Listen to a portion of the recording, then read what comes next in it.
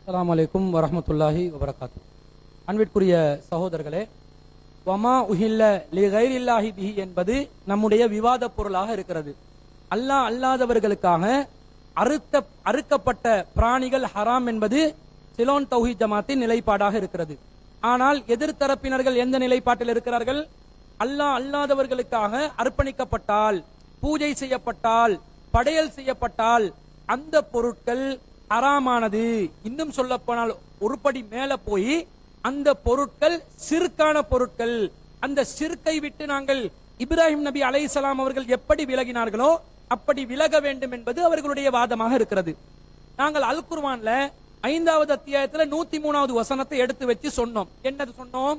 இந்த பஹீராவையும் சாயிபாவையும் வசீலாவையும் ஆமையும் முஸ்லிம் அல்லாதவர்கள், காஃபிர்கள், ஜாஹிலியா கால மக்கள் என்ன செய்தார்கள்? ஒட்டகங்களை பல காரணங்களுக்காக இறைவனுக்கு படையல் செய்து, இறைவனுக்காக பூஜை செய்து, இறைவனுக்காக அர்ப்பணித்து அவற்றை பயன்படுத்துவதோ, பாலை கறப்பதோ, அந்த மிருகங்கள் மீது, அந்த ஒட்டகங்கள் மீது சவாரி செய்வதோ, அவற்றை தங்களுடைய தனிப்பட்ட தேவைகளுக்காக பயன்படுத்துவதோ ஹராம் என்று சொல்லிக் கொண்டிருந்தார்கள். யார் சொல்வதை போன்று? எதிர்த்தரப்பினர்கள் சொல்வதை போன்று அது ஹராம். சிலைகளுக்காக படையல் செய்யப்பட்டால் அந்த பொருளே பயன்படுத்தக்கூடாது. படையல் செய்யப்படுவது என்பது சிறுக்கு. இஸ்லாம் அதை தடுக்கிறது. ஆனால் இவர்களுடைய வாதம் என்ன? அல்லாவுக்கே பாடம் சொல்லி கொடுக்கிற ஒரு நிலைக்கு போய், ஒரு படி மேல போய், படையல் செய்வது ஹராம் மாத்திரமல்ல, படையல் செய்யப்பட்ட பொருளும் ஹராம், அந்த பொருளை விட்டு நாங்கள் விலக வேண்டும் என்று மக்கத்து காபிர்கள் எப்படி மக்கள் மத்தியிலே சொல்லிக் கொண்டிருந்தார்களோ, பஹீராவை, சாயிபாவை, வசீலாவை, ஹாமை நீங்கள் பயன்படுத்தவே கூடாது என்று தடை விதித்தார்களோ, அந்த மாதிரி முஸ்லிம்களுக்கும் இவர்கள் தடை விதித்துக் கொண்டிருக்கிறார்கள். அல்லாஹ் தஆலா இதுக்கு என்ன மரணாடி கொடுக்கிறான்? அல்லாஹ் தஆலா சொல்கிறான், வலாக்கின்னல்லதீன கஃபரு, இறைவனை நிராகரித்தவர்கள், யஃப்தரூன அலல்லாஹில் கதிப வ அக்ஸருஹும் லா யாகிலூன், அவர்களில் அதிகமானவர்கள் அறியவும் மாட்டார்கள், அல்லாஹ் மீது இட்டுக்கட்டி சொல்கிறார்கள். இவர்கள் அல்லாஹ் தஆலா இந்த பஹீராவை, சாயிபாவை, ஆமை, வசீலாவை தடை செய்ததாக பயன்படுத்த கூடாது என்று கடவுளுக்கு நேர்ச்சை செய்யப்பட்ட ஒரு நிலையில் வைத்ததனால அதை நீங்க எந்த வகையிலுமே பயன்படுத்த கூடாது என்று தடை விதித்தது அல்லாஹ் தஆலா ஏற்படுத்தல என்று சொல்கிறார்கள். எப்படி இருக்குதுன்னு சொன்னா, 1450 வருடங்களுக்கு முன்பு அருளப்பட்ட வசனம் இப்ப இந்த சந்தர்ப்பத்தில் அருளப்பட்ட மாதிரி இவர்களுக்கே நச்சென்று அடிக்கக்கூடிய விதத்துல நான் சொன்னேனா இல்லையா? நோஸ் கட் ஆகும் என்று சொன்னேனா இல்லையா?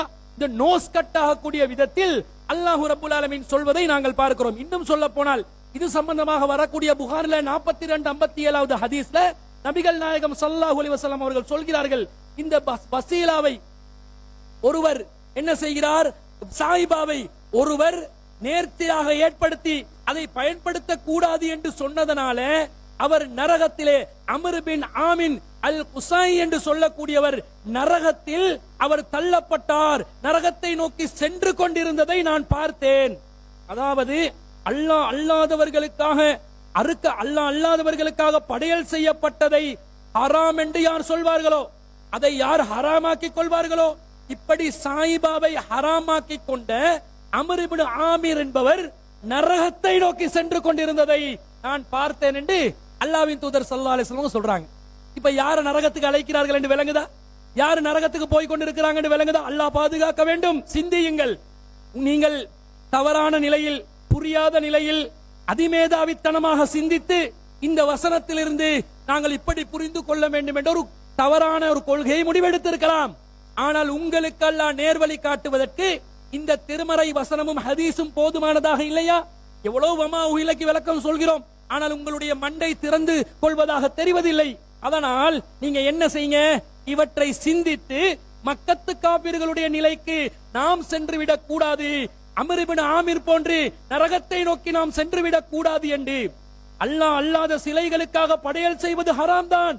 அதற்காக வேண்டி அந்த பொருளை தடுத்துக் கொள்வது நரகத்துக்கு இட்டு செல்லக்கூடிய படுபயங்கர பாவமான காரியம் என்பதை உணர்ந்து விலக வேண்டும். அன்பிற்குரியவர்களே, எந்த அளவுக்கு என்று சொன்னா, இவர்கள் பேசிய வீடியோக்களில் எந்த அளவுக்கு வரம்பு மீறுகிறார்கள் என்று சொன்னா பாருங்கள்.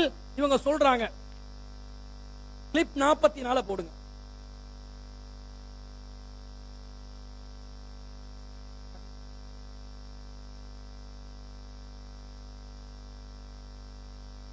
அதாவது இவங்க சொல்றாங்க அல்லாஹ் அல்லாதவர்களுக்காக படையல் செய்யப்பட்டால்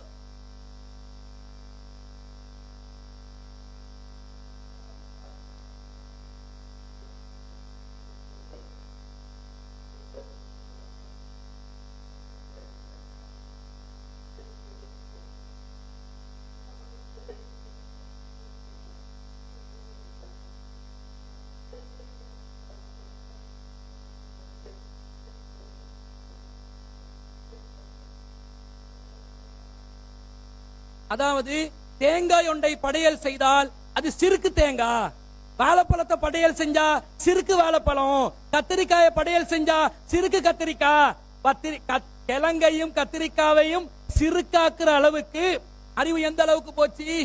மந்தமாகி போச்சு. அல்லாஹ் தஆலா ஹராமாக்கினானா? ஹராமாக்கினதுக்கு நஸ்ஸ காட்ட முடியுமா? அப்படி அல்லாஹ் ஹராமாக்கியதாக சொல்லலையே. இது ஹராம் என்ற நிலையை தாண்டி அந்த பொருட்களையே சிறுக்காக்கி, அதனால்தான் நான் கேட்டேன், வாழைப்பழமே எங்களுக்கு நோய் நிவாரணம் தருவீர்களா என்று பிரார்த்தனை செய்வீர்களா என்று கேட்டேன். தேங்காயே கத்திரிக்காயே எனக்கு அரிப்பு இருக்கிறது, அந்த அரிப்பை கத்திரிக்காயை நீ அகற்றி விடுவீரா என்று பிரார்த்தனை செய்வீர்களா என்று கேட்டேன். கேட்டேனா இல்லையா? காரணம், பூஜை செய்யப்பட்டு விட்டது. இப்ப பூஜைண்டா ஹராம் என்றது மட்டுமில்ல, அவங்க ஹராம் சொல்றதும் தப்பு, ஹராம் என்றது மட்டுமில்ல, அதுவே கடவுளாக மாறிவிட்டது. இப்ப பகவான் கத்தரிக்காய், பகவான் தேங்காய், பகவான் வாழைப்பழமாக வாழைப்பழம் மாறிவிட்டது. அடுத்ததா என்ன சொல்றாங்க பாருங்க, பொம்மை ஹராம். பொம்மை 46. ஆனால் எந்த பொம்மை, எந்த விக்கிரகம், எந்த உருவச்சிலை இது கடவுள் சிலை, கடவுளுடைய ஆற்றல் பெற்ற ஒரு சிலை, இதுதான் கடவுள் என்று சக்தி பொருந்திய ஒன்றாக பார்க்கப்படுகிறதோ, அப்பொழுது விளையாட்டு பொம்மையாக இருந்த பொம்மை ஹராமான பொம்மையாக மாறிவிடுகிறது, அழிக்கப்பட வேண்டிய ஒன்றாக மாறிவிடுகிறது. அதாவது கடவுளுக்காக ஒரு விளையாட்டு பொம்மைய படையல் செஞ்சோன்னே அதுவும் ஹராம், பொம்மை ஹராம். இப்ப கடவுள் பொம்மை எப்படி? கடவுள் பொம்மை எங்க கொண்டு போறாங்கன்னு பாருங்க, மக்கள் சிந்திங்க. கடவுள் பொம்மை ஹராம், கடவுளாக மாறுமாது அவன் நம்பிக்கையில நினைத்தவுடன் இவங்க எப்படி அதுக்கு முட்டு கொடுக்குறாங்கடா? அவன் நம்பிக்கை, நாங்க இணை வைத்தல் என்றதை கூட இப்ப நாங்க பயன்படுத்துறது இல்ல. என்ன சொல்லுவோம்? இணை கற்பித்தல் என்றோம். ஏன் கற்பித்தல் என்றோம்? வலை யகுல்லஹு குஃபுவன் அஹத், அவனுக்கு நிகரா யாரும் இல்ல, லைஸ கமிஸ்லிஹி ஷைஉன், அவனுக்கு ஒத்ததாக எதுவும் இல்லை என்று சொல்வதனால் அல்லாஹ்வுக்கு இணை கற்பித்தல், கற்பனையாக உருவாக்குகிறார்கள் என்று சொல்கிறோம். இவங்க எப்படி தெரியுமா? இணை கற்பித்தல் அல்ல, அது இணை வைத்தல் தான். வைக்கிறாங்க, பொம்மைய கடவுள் ஆக்கிட்டாங்க. இப்ப சரி, அந்த பொம்மையை நான் தொடவா? ஆனா தொடாதீங்க, இப்ராஹிம் நபி விலகினார்களா இல்லையா? பொம்மையை விட்டு எல்லாரும் ஓடு. என்ன கொள்கை? இதான் கொள்கையா? இதான் உங்களோட மார்க்க தௌஹீதுடைய அடிப்படை? இதா? இப்படிதான் மார்க்கத்தை? இதுக்கு வேற நாங்க கபரு முட்டிகளா? கபரு முட்டிகளை போன்று பேசுகிறார்கள். உங்களை முட்டுறதுக்கு எந்த செவத்துல போயிட்டு உங்களோட தலையை முட்டண்டு விளங்காது. அந்த அளவுக்கு மக்களை குழப்பி வழிகேட்டின் உச்சத்துக்கு கொண்டு போகக்கூடிய ஒரு சிறுக்கான ஒரு இட்டு கட்டப்பட்ட பொய்யான ஒரு கொள்கையை நோக்கி சென்று கொண்டிருக்கிறார்கள். டிப் 47. அவர்கள் எதை இணையாக கருதுகிறார்களோ அதிலிருந்து விலகி கொள்ளுங்கள் என்று இப்ராஹிம் நபி சொல்றாங்க. தெளிவா தானே சொல்றாங்க, இன்னா புரஹாஉ மின்கும் வமிம்மா தஅபுதூன மின் தூனில்லாஹ், நாங்கள் உங்களை விட்டு விலகிக் கொள்கிறோம், உங்களால் எதுவெல்லாம் கடவுள் என்று நம்பி வணங்கப்படுகிறதோ அவற்றை விட்டும் கூட நாங்கள் விலகிக் கொள்கிறோம் இப்ராஹிம் நபி தெளிவாக சொல்றாங்க.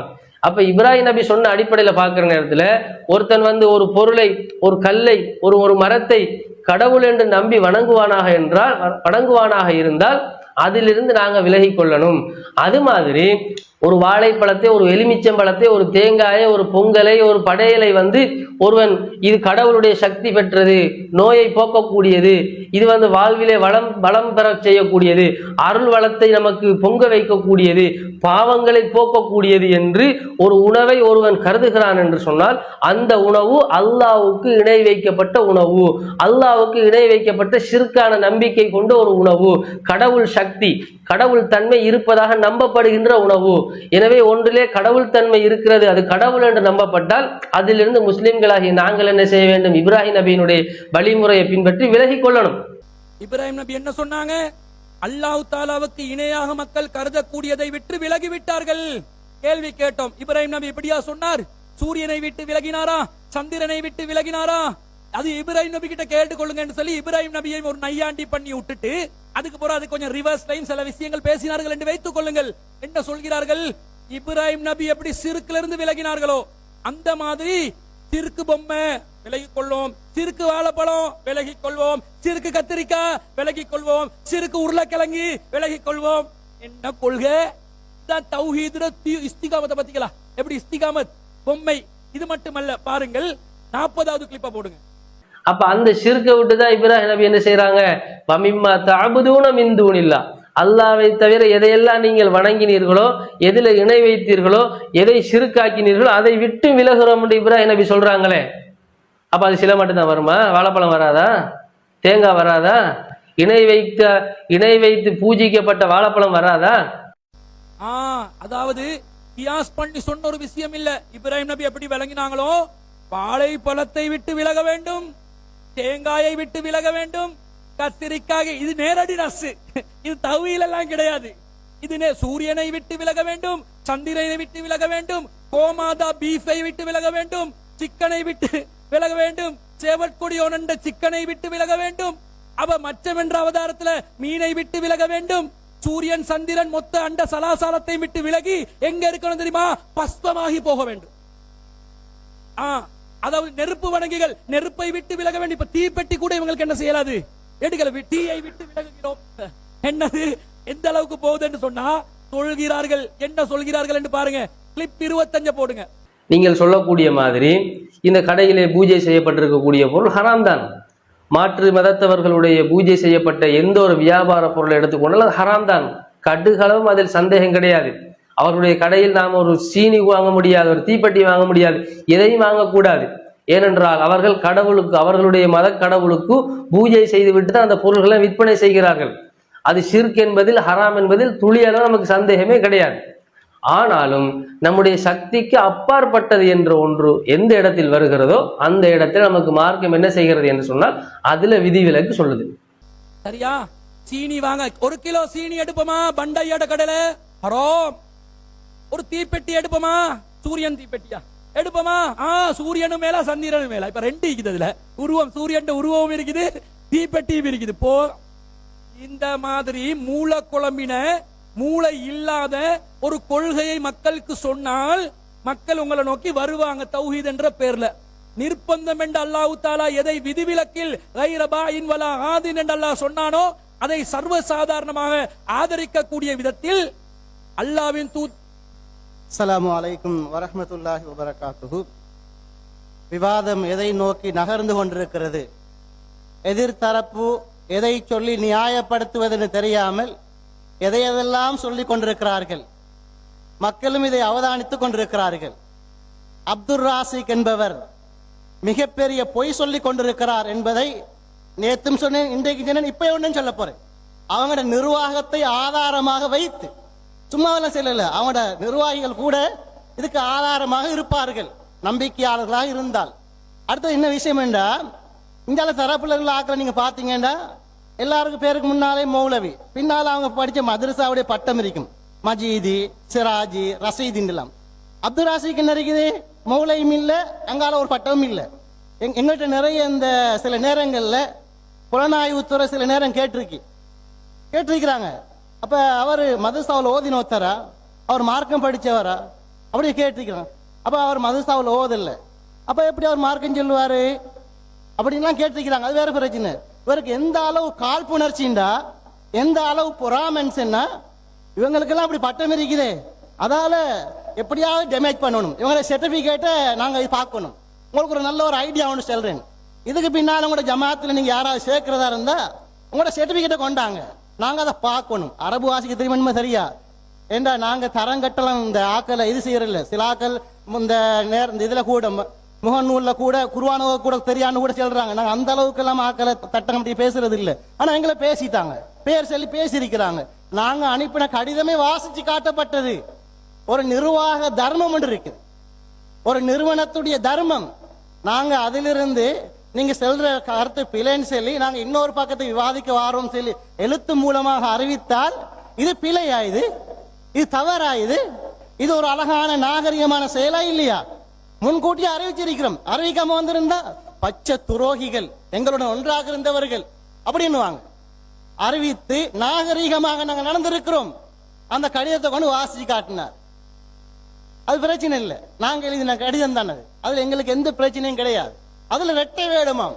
நாங்க என்ன செய்யணும் தெரியுமா? அதுல நான் இப்படி கலந்து கொள்றேன், ஆனா எதிர்காலத்துல இந்த இந்த ஜமாத்தோட சேர்ந்து பயணிக்கிறதுக்கும் தயாராக இருக்கிறேன். ஏன் சொன்ன தெரியுமா?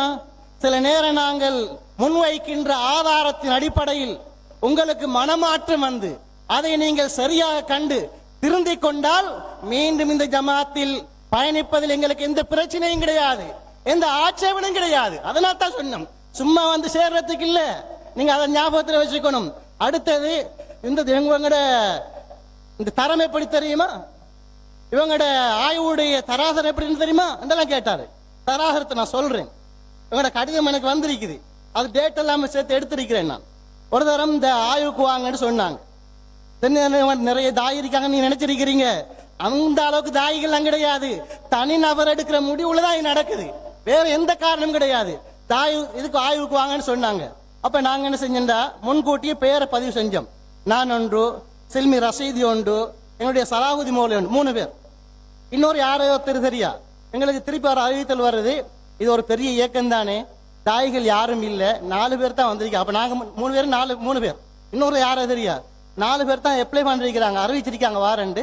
நாங்க வேறொரு நேரத்துல இதை நம்ம டேட்டை மாத்திக்குவோம் சொல்லி டேட் ஒன்று போட்டு அனுப்பினாங்க. டேட் தேவைன்னா நான் தருவேன் உங்களுக்கு இப்ப. அப்ப அந்த டேட்ல திருப்பி நாங்க வாரோம். வந்தா ஒரு தாயும் காணும், ஒத்தரும் இல்ல. தாய்கள் நிறைஞ்சிருப்பான்னு வந்தா ஒத்தரும் இல்ல. இதான் இப்ப இருக்கிற தாய்களுடைய அவங்களோட தரம். நல்லா பாத்துக்குங்க, எங்கள்கிட்ட தராதரம் கேட்கிறாங்க, இவங்க என்ன ஆய்வுன்றாங்க.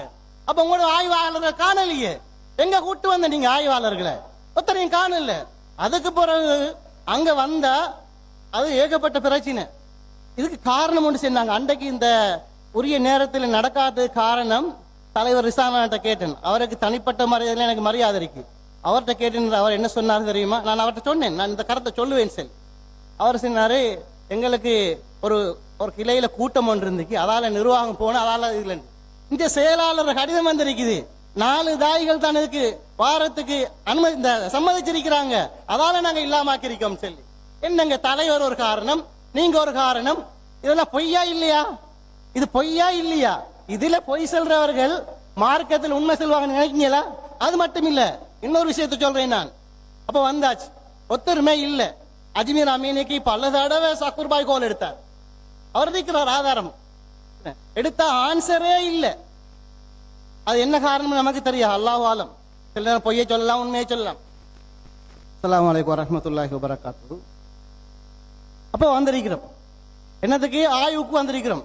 ரெடியாகி கஷ்டப்பட்டு மிச்ச நேர தூர இடத்துல இருந்து வந்திருக்கிறோம்.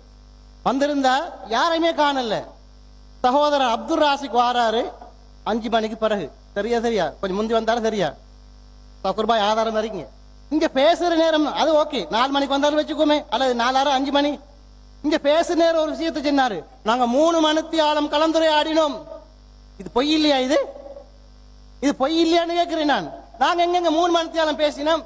ஒரு விஷயமே பேசல, 1 மணித்தியாலம் கூட சரியா பேசல. என்னையா 3 மணித்தியாலம் பேசணுமா? அவர் மட்டும்தான் வந்திருந்தார், வேற யாரையும் காணல. இதுதான் இவர்களுடைய தாயிகளுடைய லட்சணம். இதுதான் உங்களோட தாய், வேற யாரும் தாயை காணல. தொடர்ந்து கபீர் சகோதரர் பேசுவார். அஸ்ஸலாமு அலைக்கும் வரஹ்மத்துல்லாஹி வபரகாத்துஹு. இப்போ என்ன விளக்கம்னு சொன்னா, நாம் ஒரு செய்தியை காட்டியிருந்தோம்ல, அதாவது விவசாய பொருள்களையும் கால்நடைகளையும் என்ன செய்வாங்க? அல்லாஹ்வுக்காக வேண்டி அர்ப்பணிப்பாங்க. அப்ப அல்லாஹ்வுக்காக வேண்டி அர்ப்பணிப்பது என்பது வெறுமனே பிராணிகளை மட்டுமல்ல அப்படிங்கிறதுக்கு அந்த ஆதாரத்தை தூக்கி வைக்கிற நேரத்தில் இப்ப என்ன கேட்கிறாங்க விளங்கிச்சா? அந்த பிராணிகளையும் விவசாயத்தை அல்லாஹ் சொல்லும் பொழுது அதுல ஹராம் என்று சொல்றானா? ஹராம் என்று சொல்லலையே. அதே நேரம் அல்லாஹு தாலா சாயிபா, ஹாம் இந்த மாதிரியான பிராணிகளை பத்தி எல்லாம் சொல்றான். இதையெல்லாம் சொல்லும் பொழுது அந்த விஷயத்துக்கு அல்லாஹு தாலா ஹராம் என்று சொல்றானா? அந்த பிராணி ஹராம் என்று சொல்றானா அப்படின்னு கேள்வி கேட்கிறாங்க. இதுதான் இவங்களுடைய கேப்பாக்குட்டி. ஒரு விஷயத்தை எவ்வளவு அழகா அல்லாஹு தாலா விவரிக்கிறான் பாருங்க. ஏற்கனவே சொல்லி இருந்தாங்க, அந்த தீர்ப்பு கெட்டதுன்னு அல்லாஹ் சொல்றான். அதைத்தான் நாங்களும் சொல்றோம். அந்த வசனத்துல தீர்ப்பு கெட்டது என்று சொல்கிறான். இந்த வசனத்தில் சாயிபாவையும் ஹாமையும் நாங்கள் ஏற்படுத்தவில்லை என்று சொல்கிறான். அவர்கள் நரகத்துக்கு போவார்கள் என்று சொல்கிறான். அவர்கள் செஞ்ச தப்புக்காக நரகத்துக்கு போவாங்க. ஆனா அது ஹராமா ஹலாலா என்பது அந்த வசனத்தில் வருது. ஒரு வசனத்துக்கு இன்னொரு வசனம் விளக்கம். அது விளங்காம என்ன பண்றாங்க? அல்லாஹ் தஆலா ஹராம்னு சொன்னாரா? இதாங்க குர்ஆனை விளங்குற ஒரு லட்சணம். ஒரு வசனத்தில் அல்லாஹ் தஆலா ஒரு விஷயத்தை சொல்லிட்டு தப்பு என்று சொன்னால் இன்னொரு வசனத்தில் அதற்கு ஹராம் என்று சொல்லி இருப்பான். அது இவங்களுக்கு விளங்கல. அப்ப இவர்களுடைய கெபாக்குட்டி இப்ப விளங்கிச்சு அவங்களுக்கு. இதான் இவர்களுடைய இது. அதுக்கு பதிலாக தான் அடுத்த விஷயம் என்னன்னு சொன்னா, இப்ப ஒரு ஒரு மாட்டை என்ன செய்யறாரு? பூஜை பண்றாரு. அவர் மாட்டை வந்து பூஜை பண்றதுக்காக வேண்டி அது ஹராமா போயிருமா? இப்ப நீங்க பாக்குறீங்க, ஒரு மாட்டை பாக்குறீங்க, அதுல வந்து கோயிலுடைய மாலையெல்லாம் போட்டு அதை வந்து ஒரு பிற மதத்துக்குரிய ஒரு அடையாளமாகவே அதுல வந்து குறியெல்லாம் வச்சு அடையாளம் எல்லாம் போட்டிருக்கிறாங்க அப்படின்னு சொன்னா, அப்ப நாம என்ன செய்ய போறதில்லை? அந்த மாட்டை வந்து நம்ம காசு கொடுத்து வாங்க போறதில்லை. தெளிவாகவே இது ஷிர்க் வைத்து வணங்கப்படக்கூடிய அடையாளத்தோட இருக்கிறது. அப்படி இல்லாம ஒரு மாட்டுப்பட்டி என்ன செய்யறான்? காலத்துல திறக்கும் பொழுதே பூஜை பண்றான். அதுல இருந்து ஒரு 4 மாட்டை சாட்சிக்கிட்டு வந்து மாட்டு வியாபாரம் பண்றான். அந்த மாட்டில் ஏதாவது ஷிர்க்கினுடைய அடையாளம் இருந்துச்சாண்டா அப்படி ஒண்ணும் இல்லை. இது விற்பனை பொருளாக இருப்பதும் தெளிவாக ஷிர்க்காக வணங்கப்படக்கூடிய மாடு ஒன்றா? இதெல்லாம் இவர்களுடைய வாதம், அடிப்படை இல்லாத வாதங்கள். அதுக்காக தான் பதில். அடுத்து என்ன? அல்லாஹ் இன்னொரு விஷயம் பேசினாங்க. நம்ம வந்து அடிப்படைவாதம் திரும்ப சொல்றாங்க. அடிப்படைவாதங்கிறாங்க. அதாவது இதெல்லாம் ஒரு நல்ல கோட்பாடாங்க. இந்த விஷயம் இப்படி பேசப்படும் என்பது பிஜே அவர்களுக்கு தெரியுமா இல்லையா? தலைப்பு என்ன? ஹராமா ஹலாலாங்கிற தலைப்பு. அடிப்படைவாதமா இல்லையாங்கிற தலைப்பு இல்ல. அப்ப அந்த ஆள் என்ன சொல்லி கொடுத்திருக்கிறான்? நீங்க வந்து அடிப்படைவாதம்னு பேசுங்க, இவனை வேற மாதிரி கொண்டு போங்க. இந்த ஒரு அயோக்கியத்தனத்தை அந்த ஆள் செஞ்சிருக்கிறான். பாத்தீங்களா எவ்வளவு கேடுகட்ட ஆளு? தனக்கு எதிராக வரக்கூடியவர்களை வேற மாதிரி ஹேண்டில் பண்ணி அவர்களை நொக் அவுட் பண்றான் என்று சொன்னா எவ்வளவு ஒரு கிரிமினல் ஆளு. அப்ப நாங்களும் சொல்லலாம், நீங்களும் அந்த பொன் பிடிக்கிற விஷயத்துல கொஞ்சம் அப்படித்தான் இருந்திருக்கிறீங்க. எல்லா துறையிலையும் பெரிய விற்பனர் சொல்றீங்களா? அந்த துறை, இந்த துறை, அரசியல் துறை, அறிவுத்துறை சொல்றீங்களே, இந்த பெண் பிடிக்கிற துறையில விற்பனர் நாங்களும் சொல்லலாம். நாங்கள் வார்த்தையை கட்டுப்படுத்திக் கொள்கிறோம். எங்களுக்கும் வாய் இருக்கிறது. இது மாதிரியான அயோக்கியத்தனமான கருத்துக்களை நீங்கள் சொல்வது என்பது உங்களுக்கு அழகா? இந்த ஒரு நேர்மையான விவாதத்துக்கு அழகா? அதை நீங்க யோசிக்கணும். ஷிர்க்ல 4 வகை என்று சொல்றீங்க. ஏன் நீங்க வந்து ஹராத்துல 2 வகை என்று சொல்லலையா? முகம் மூடுவது ஹராம் என்று சொன்னீங்க. எங்கப்பா நேரடியா ஹராம் எங்க வந்திருக்கு? இல்ல நேரடியா சொல்லப்பட்ட ஹராம் ஒன்று இருக்கு, நேரடியா சொல்லப்படாத ஹராம் ஒன்று இருக்கு. நீங்க சொன்னீங்களா இல்லையா? அப்ப இதெல்லாம் எங்க இருந்து, எந்த அடிப்படையில இருந்து பேசுறீங்க நீங்க? நுணுக்கமான ஷிர்க்ல 2 வகை இருக்கலாம். ஒரு வகை என்னதான் வெளிப்படையாக தெரியக்கூடிய ஷிர்காம். இன்னொரு வகை என்னன்னு சொன்னா அது நுணுக்கமான ஷிர்காம். ரசூலுல்லாஹ் சொன்னாங்களா? அல்லாஹ் சொன்னாங்க நுணுக்கமான ஷிர்க். அல்லாஹ் சொன்னானே. நீங்க ஷிர்க் 2ஆ பிரிக்கிறீங்க, நாங்க 4ஆ பிரிக்கும் பொழுது 4 தரம் குதிக்கிறீங்க. நீங்க பாத்துக்கோங்க. அடுத்து என்ன தெரியுமா? வணக்கம்டா என்ன அப்படி கேட்கிறாங்க. ஒரு பொருளை இப்படி கும்பிடுறது, துவா கேட்கறது தான் வணக்கம் நினைச்சுக்கிட்டு இருக்காங்க. எவ்வளவு அறிவு கட்டணும்னு பாருங்க. ஒரு பொருளை நம்புவது ஒரு வணக்கம், ஈமான ஒரு வணக்கம். ஒரு பொருளின் மீது அது என்னை காப்பாற்றும் என்று சொல்லி அல்லாஹ் மேல தவக்குல் வைக்கிறான். அல்லாஹ் என்ன பாதுகாப்பான். இந்த தவக்குல் எங்க வைக்கிறான்? வாழைப்பழத்துல வைக்கிறான். அல்லாஹ்வின் மீது வைக்க வேண்டிய தவக்குல வாழைப்பழத்துல வைக்கிறான். அல்லாஹ்வின் மீது வைக்க வேண்டிய பயத்துக்கு என்ன சொல்ல? தக்குவான்னு சொல்லுவாங்க. இந்த வாழைப்பழத்தை நாம உதாசீனம் செஞ்சுட்டா, இந்த வாழைப்பழத்தை காலில் போட்டு மிரிச்சிட்டா எங்க என்ன அதை அழிச்சிருமோ, அந்த வாழைப்பழம் என்ன அழிச்சிருமோ, என்ன குடும்பத்தை கெடுத்துருமோ, வாழைப்பழத்தை பார்த்து பயப்படுறான். அல்லாஹ்வுல வைக்க வேண்டிய தக்குவா அங்க வைக்கிறான். குஷு அல்லாஹ்வின் மீது வைக்க வேண்டிய இறையச்சத்தை அதன் மேல வைக்கிறான். மேலும் சொல்வதாக இருந்தால் இஸ்திகாமத், கொள்கை உறுதி. என்ன உறுதி? எந்த நிலையிலும் அல்லாஹ் என்னை காப்பாற்றுவானுங்கிற நம்பிக்கை. வாழைப்பழத்தில் எப்படி நம்பிக்கை வைக்கிறான்? இந்த சாப்பிட்டுட்டு போனா என்னுடைய பரீட்சையில நான் வெற்றி பெறுவேன். நம்புறானா இல்லையா? இப்ப பாருங்க, நீங்க தாயத்தை ரசூல் ஸல்லல்லாஹு அலைஹி வஸல்லம் ஷிர்க்னு சொன்னாங்க. மன் அல்லக தமீமத்தன் ஃபகத் அஷ்ரக, யாரு தாயத்தை கட்டுகிறான் முஷ்ரிக் ஆயிட்டான்னு சொன்னாங்க. நான் கேட்கிறேன், தாயத்து அவர்களே என்னை காப்பாத்துங்கள். அவருடைய பாணியில் அப்துல் ராசிக் பண்ண, தாயத்து அவர்களே என்னை காப்பாத்துங்கள். ஷிர்கான தாயத்து அவர்களே, ஷிர்கான கத்தரிக்காயே, ஷிர்கான வாழைப்பழமே சொன்னீங்கல்ல, இப்ப ஷிர்கான தாயத்தே. அல்லாஹ்வுடைய தூதர் ஸல்லல்லாஹு அலைஹி வஸல்லம் அவர்கள் அதை ஷிர்க் என்று சொல்கிறார்கள். தாயத்தை வச்சு வணங்குறானா அல்ல கட்டிக்கிட்டு நம்புறானா? வணக்கம் என்னன்னு தெரியலங்க. உள்ளம் சார்ந்த வணக்கம், நம்புறது, நம்பிக்கை வைக்கிறது, அதன் மீது ஒரு பொறுப்பு சாட்டுறது, அதுக்காக வேண்டி கட்டுப்பட்டு நடக்கிறது. இதெல்லாம் இந்த பூஜை செய்யப்பட்ட பொருளை பார்த்து அவன் நம்பிக்கை வைக்கிறானா இல்லையா? அல்லாஹ்வின் மீது வைக்க வேண்டிய தவக்குலை எதன் மீது வைக்கிறான்? வாழைப்பழத்தில் வைக்கிறான், தேங்காயில் வைக்கிறான். அஸ்ஸலாமு அலைக்கும் வரஹ்மத்துல்லாஹி வபரகாத்துஹு. அன்பிற்குரிய சகோதரர்களே, எதிர்த்தரப்பு என்ன இடத்துக்கு வந்துட்டாங்கன்னு சொன்னா, வைத்தறிச்சல் முத்தி போய் தனிநபர் விமர்சனங்களை பகிரங்கமாக மேடையில வைக்கிற அளவுக்கு வந்துட்டாங்க. அறிஞர் பிஜே அவர்கள் சம்பந்தப்பட்ட குற்றச்சாட்டை இந்த மேடையில வச்சாங்க. அப்படி வைக்கிறதா இருந்தா நீங்க எப்படி வைக்கணும், அதை நீங்கள் உண்மை என்று நம்பி ஏற்று வைப்பவர்களாக இருந்தால் அது சம்பந்தப்பட்ட ஆதாரத்தை, சாட்சியத்தை மார்க்க அடிப்படையில் முன்னிறுத்தி தான் இந்த குற்றச்சாட்டை வைக்க வேண்டும். எதிரிகள் எப்படி இந்த தௌஹீதை அளிப்பதற்கு சதி செய்கிறார்களோ அந்த அணியில் இவர்களும் சேர்ந்து விட்டார்கள். இது வேண்டாத வேலை, இது அவசியமற்ற விஷயம், இது நம்முடைய விவாத ஒப்பந்தத்திற்கு முழுதாக மாற்றமான ஒரு கருத்து. இதையும் நாங்கள் வைக்கலாமா இல்லையா என்ற தொனியில வந்து வைக்கிறாங்களாம். இது வரம்பு மீறும் ஒரு செயல், கண்டனத்துக்குரிய ஒரு செயல். விவாத தலைப்பில் தனிநபர் தாக்குதலாக, விமர்சனங்களாக கருத்து பரிமாற்றங்கள் சொல்லக்கூடாது என்று சொன்னதை பகிரங்கமாக அவதூறாக ஒரு பொய்யை இட்டு கட்டி இந்த இடத்திலே கூறியிருக்கிறார்கள். பிஜே அவர்களுடைய பேரை இவர்கள் புகழ்ந்து புகழ்ந்து பேசுகிறார்கள். பிஜே அவர்களை புகழ்வதுதான் இவர்களுடைய வேலை.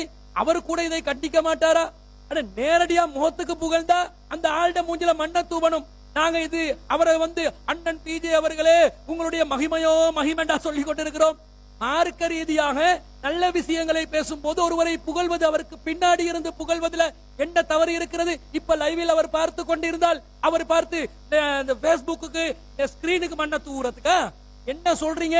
நல்லவர்களை, அறிஞர்களை, அதே நேரத்தில் மார்க்க அடிப்படையில் நல்லவர்களாக, சாலீன்களாக யாரெல்லாம் இருந்தார்களோ அவர்களுடைய திறமையை நாங்கள் போற்றி புகழ்ந்தால் அது மார்க்க ரீதியாக தவறான ஒரு காரியமா? ஆனால் அன்பிற்குரியவர்களே, நாங்க இப்ப அறிஞர் பிஜே அவர்களுடைய பேரை இந்த மேடையில எத்தனை தடவை நாங்க சொன்னோம் என்றதை பாருங்க. எதிர்த்தரப்பு எத்தனை தடவை சொன்னாங்கன்னு பாருங்க. கொஞ்சம் கணக்கு பண்ணி பாருங்களே. 6 அமர அந்த வீடியோக்களை ரீப்ளே பண்ணி பாருங்க. நாங்க ஒரு 5 தடவை சொல்லியிருந்தா 50,000 தடவை பிஜே பிஜே பிஜே. பிஜேக்கு நீங்கள் தான் பூஜை செய்கிறீர்கள், நாங்கள் பூஜை செய்யவில்லை. பாருங்கள், நாங்க எப்ப பிஜே அவர்களை பற்றி பதில் சொன்னோம்? இவங்க சொல்றாங்க, இவங்க ஒப்பிட்டு காட்டுற இமாம் புகாரியை விட இவங்க கொண்டு வந்துட்டாங்க என்று சொல்லும் போதுதான் பிஜே அவர்களை எந்த அடிப்படையில் வைத்து சொன்னோம்? நீங்கள் எப்போது குற்றச்சாட்டாக ஒரு விஷயத்தை சொல்வீர்களோ அப்போது அதற்கு பதிலாக சொல்வது நம் மீது கடமையாகுகிறது. அந்த நேரத்தில் சொல்வதை புகழாரம் புகழாரம் என்று எப்படி பேசலாம்?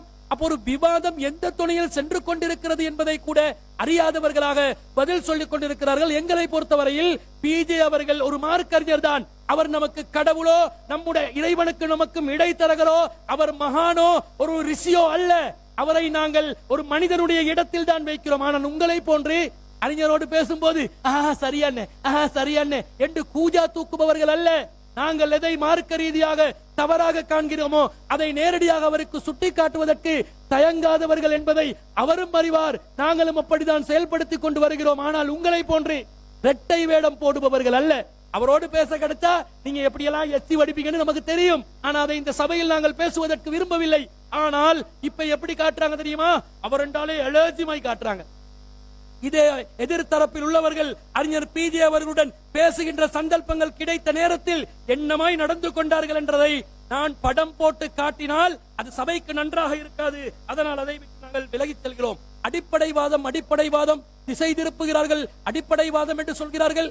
நாங்கள் அப்ப அவர் கேட்கிறாங்க பயங்கரமான ஒரு கேள்வி. ஒமா உஹில் என்றதுல அந்த அல்லாஹ் அல்லாதவர்களுக்கு இருக்கிற பிராணிகளை நீங்கள் சாப்பிட்டாலும் அதுவும் அடிப்படைவாதம் என்று அவன் நினைக்க மாட்டானா என்று கேட்கிறார்கள். அதை எப்படி நினைப்பாங்க? அல்லாஹ் அல்லாதவர்களுக்காக படையல் செய்யப்பட்டது ஹராமு. ஒரு 1000 விஷயம் உலகத்துல ஹலாலா இருக்கும் போது ஒரு 2, 3, 4, 5, 10 முஸ்லிம்கள் மத ரீதியாக தங்களுக்கு தடை என்று சொல்கிறார்கள். பன்றியின் இறைச்சி ஹராம் போன்று, ரத்தம் ஹராம் போன்று பிற கடவுள்களுக்கு அறுத்து பலியிடுவதும் ஹராம் தான் என்று முஸ்லிம்கள் நம்புகிறார்கள் என்று எடுத்துக் கொள்வார்கள். உங்களை போல நெருப்பட்டி ஹராம் என்றா, உங்களை போல சன்லைட் ஹராம் என்றா, ரின்சோ பேக்கெட் ஹராம் என்றா, அதை வந்து எப்படி எடுத்துக்கொள்வார்கள்? இது என்னடா இது? எப்படிடா சன்லைட் ஹராமானது? சன்லைட்டையும் குர்பான் பண்ணுகிறீர்களோ என்று யோசிப்பானா இல்லையா? அல்லாஹ் சொல்லி இருந்தால் ஹராம் என்றால் ஹராம் தான். அது சன்லைட்டா இருந்தாலும் நெருப்பட்டியா இருந்தாலும் பரவாயில்லை. ஆனா அல்லாஹ் ஹராம் ஆக்கினானா? அல்லாஹ் ஹராமாக்காத ஒன்றை நீங்களாக இட்டு கட்டி திணித்து ஹராமாக்கும் போது அவன் சிந்திக்க மாட்டானா? இவங்களை பொறுத்த இந்த அணியை அவர்கள் கவனித்தால், முஸ்லிம் அல்லாதவர்கள் சிலோன் தௌஹீத் ஜமாத் அல்லாஹ் ஹராம் சொன்ன நஸ்ஸின் அடிப்படையில், ஆதாரத்தின் அடிப்படையில் ஒன்றை ஹராம் என்று சொல்கிறார்கள். எண்ணிக்கையில் அடங்கக்கூடியதாக இருக்கிறது. ஆனால் மௌலவி கபீர் தரப்பினர்கள் எப்படிப்பட்ட நிலையில் இருக்கிறார்கள்? எல்லாமே ஹராம் தானாம். அவன் வந்து நிர்பந்தத்துல தான் பயன்படுத்தி கொண்டிருக்கிறானாம். அவனே கன்ஃபியூஸ் ஆக மாட்டான். டேய், பேரன் லவ்லிக்கு என்னடா நிர்பந்தம் இருக்கிறது என்று கேட்டால் என்ன பதில் சொல்வீர்கள்? ஆதாரம் நஷ்டம் இல்லை, நிர்பந்தத்துக்குரியதும் அல்ல. அதான் வேடிக்கையாக இருக்கிறது.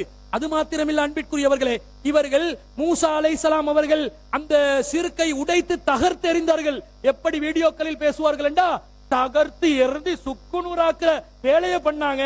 அந்த வசனத்தை ஆதாரமாக காட்டி, இப்ராஹிம் நபி ஆதாரமாக காட்டி எப்படி மூக்கை உடைத்துக் கொண்டார்களோ, அதே வேளையை மூசா நபி அலைஹிஸ்ஸலாத்துடைய அந்த வசனத்தை ஆதாரமாக காட்டி எப்படி உடையப்பட போகிறது என்பதை பாருங்கள்.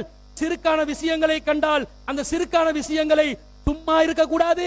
என்ன செய்ய வேண்டும்? உடைக்க வேண்டும், எரிக்க வேண்டும், சாம்பலாக்க வேண்டும், கடலில் தூவ வேண்டும். தூவுங்க, ஏழுமா? நீங்க சிறுக்கானதை கண்டா கடலில் தூவுவீர்களா? சாம்பல் ஆக்குவீர்களா? உங்களுடைய வாதப்படி உங்களுடைய வீடுகளுக்கு வரக்கூடிய தேங்காய் சிறுக்கு நிலையில் இல்ல, அதுவே சிறுக்காக இருக்கிறது.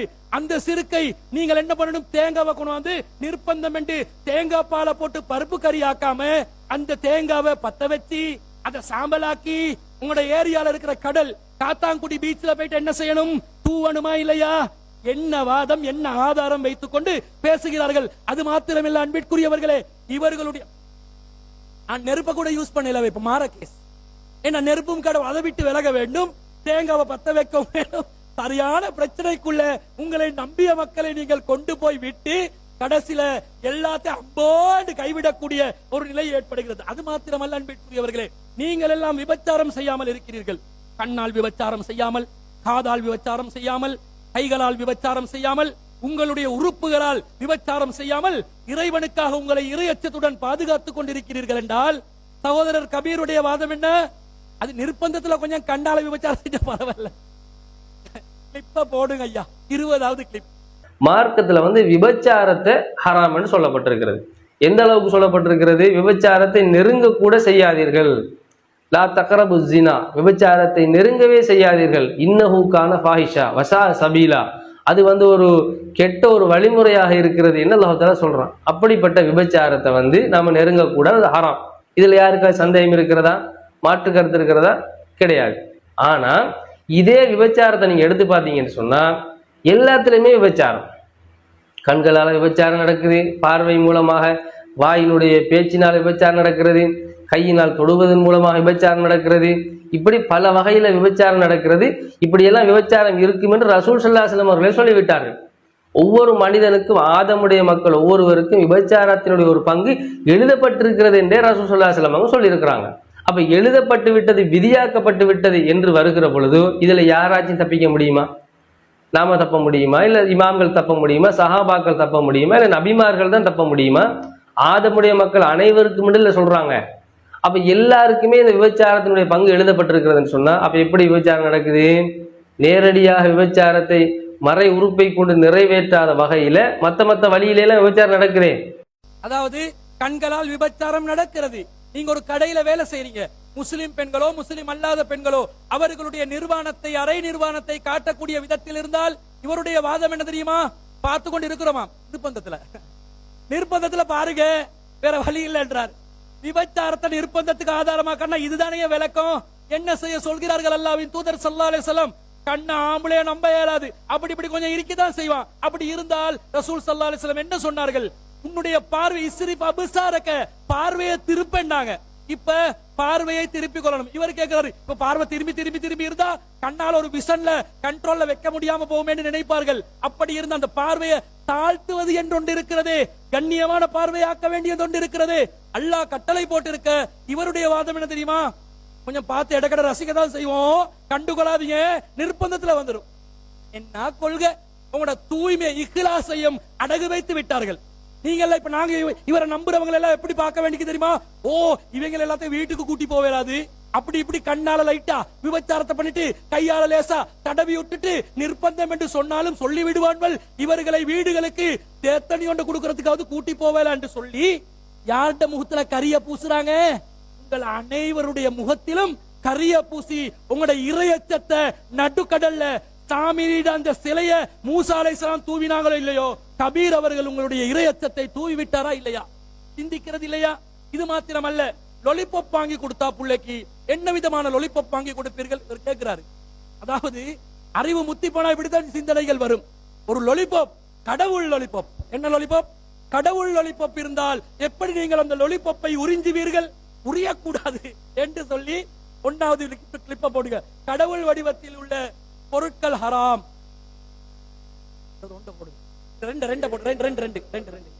ரோட்ல போகும்பொழுது, வீதியில போகும்பொழுது உங்க பிள்ளைக்கு ஒரு லொலிபப் வாங்கி கொடுப்பதற்காக வேண்டி இந்த மாதிரி சிலுவை உருவத்தில் இருக்கக்கூடிய லொலிபப்பை நீங்க வாங்கி கொடுப்பீங்களா? அது மாதிரியான கேக்க வீட்டை போய் வாங்கி சாப்பிடுவீங்களா?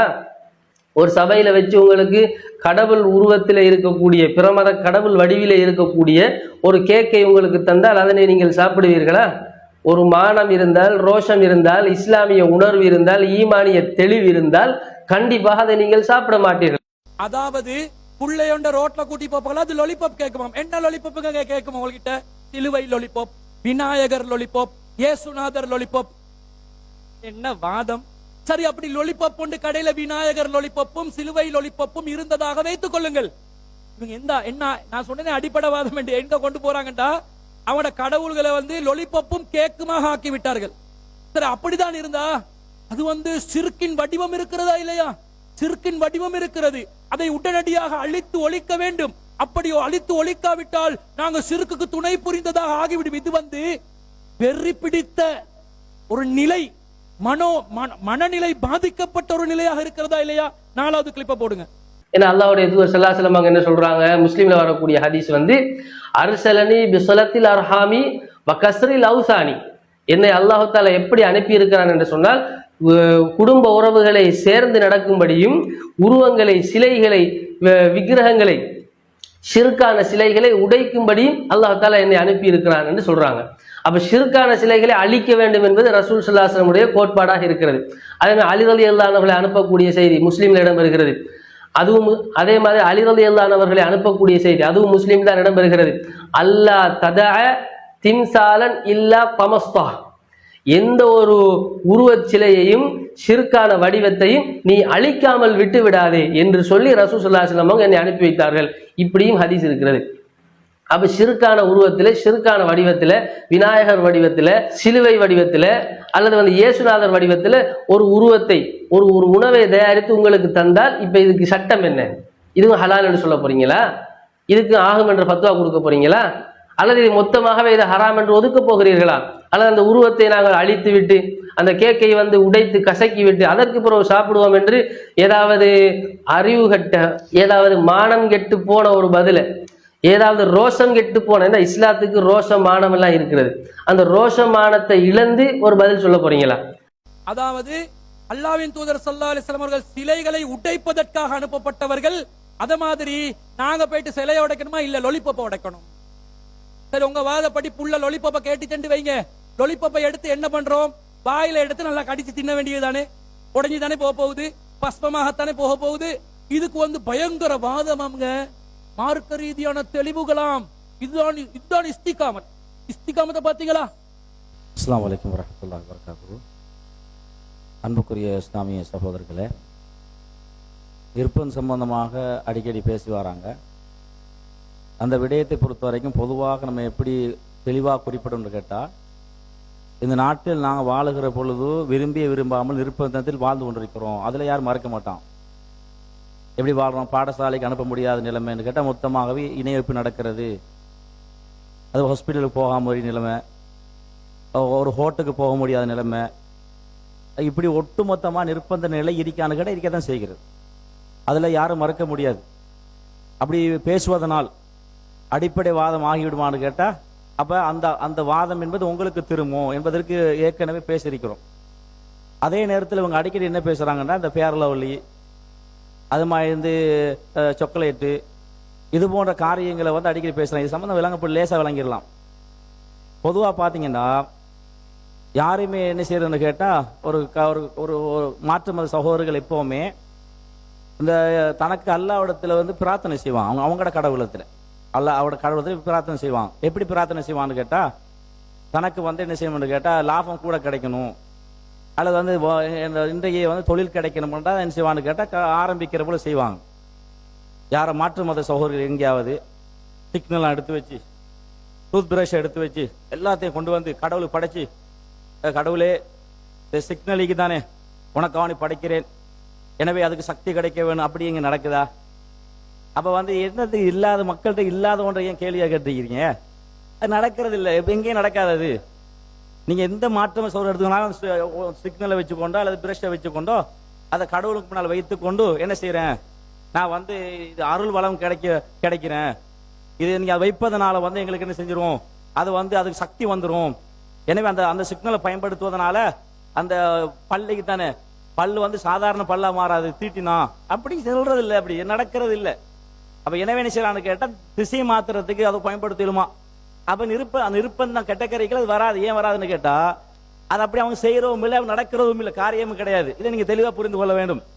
நாம கேட்கிற கேள்வி என்ன தெரியுமா, கடவுளுக்கு முன்னால வந்து என்ன செய்யறோம், ஒரு உணவை வந்து வைக்கிறோம், உணவுகளை வைக்கிற பொழுதோ அது ஹராமா ஹலாலான்ற விஷயத்துல வந்து நீங்க இந்த தெளிவான ஆதாரம் வச்சீங்களா?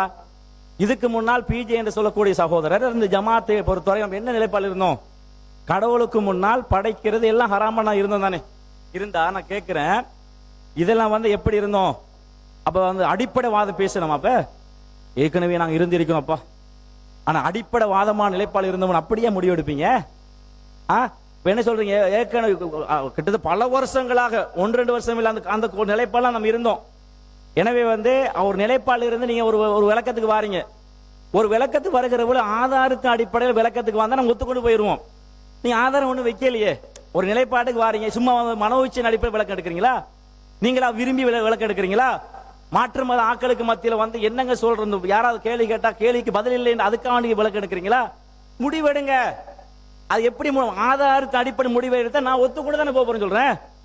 நான் உங்களோட வாதங்களை பார்க்கிறேன், பிஜேட வாதங்களை பார்க்கிறேன், இந்த சபையில வாதங்களை பார்த்து ஒண்ணும் வைக்கலையே. இந்த மார்க் அடிப்படையில வகையின் அடிப்படை ஆதாரம் வச்சா ஒத்துக்கொண்டு போவோம். எனவே ஒரு வாதத்துக்கு உணவு சம்பந்தப்பட்ட விவகாரங்கள்ல உங்க நிலைப்பாடை நிறுவீங்க.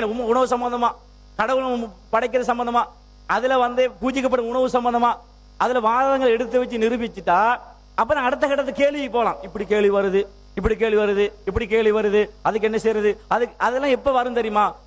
ஒரு வாதத்தை நிறுவி இது மார்க் ஆதாரங்களை சொல்லி தெளிவுபடுத்தினது பிறகு நாங்க அந்த கேள்விக்கு வர மாட்டோமே.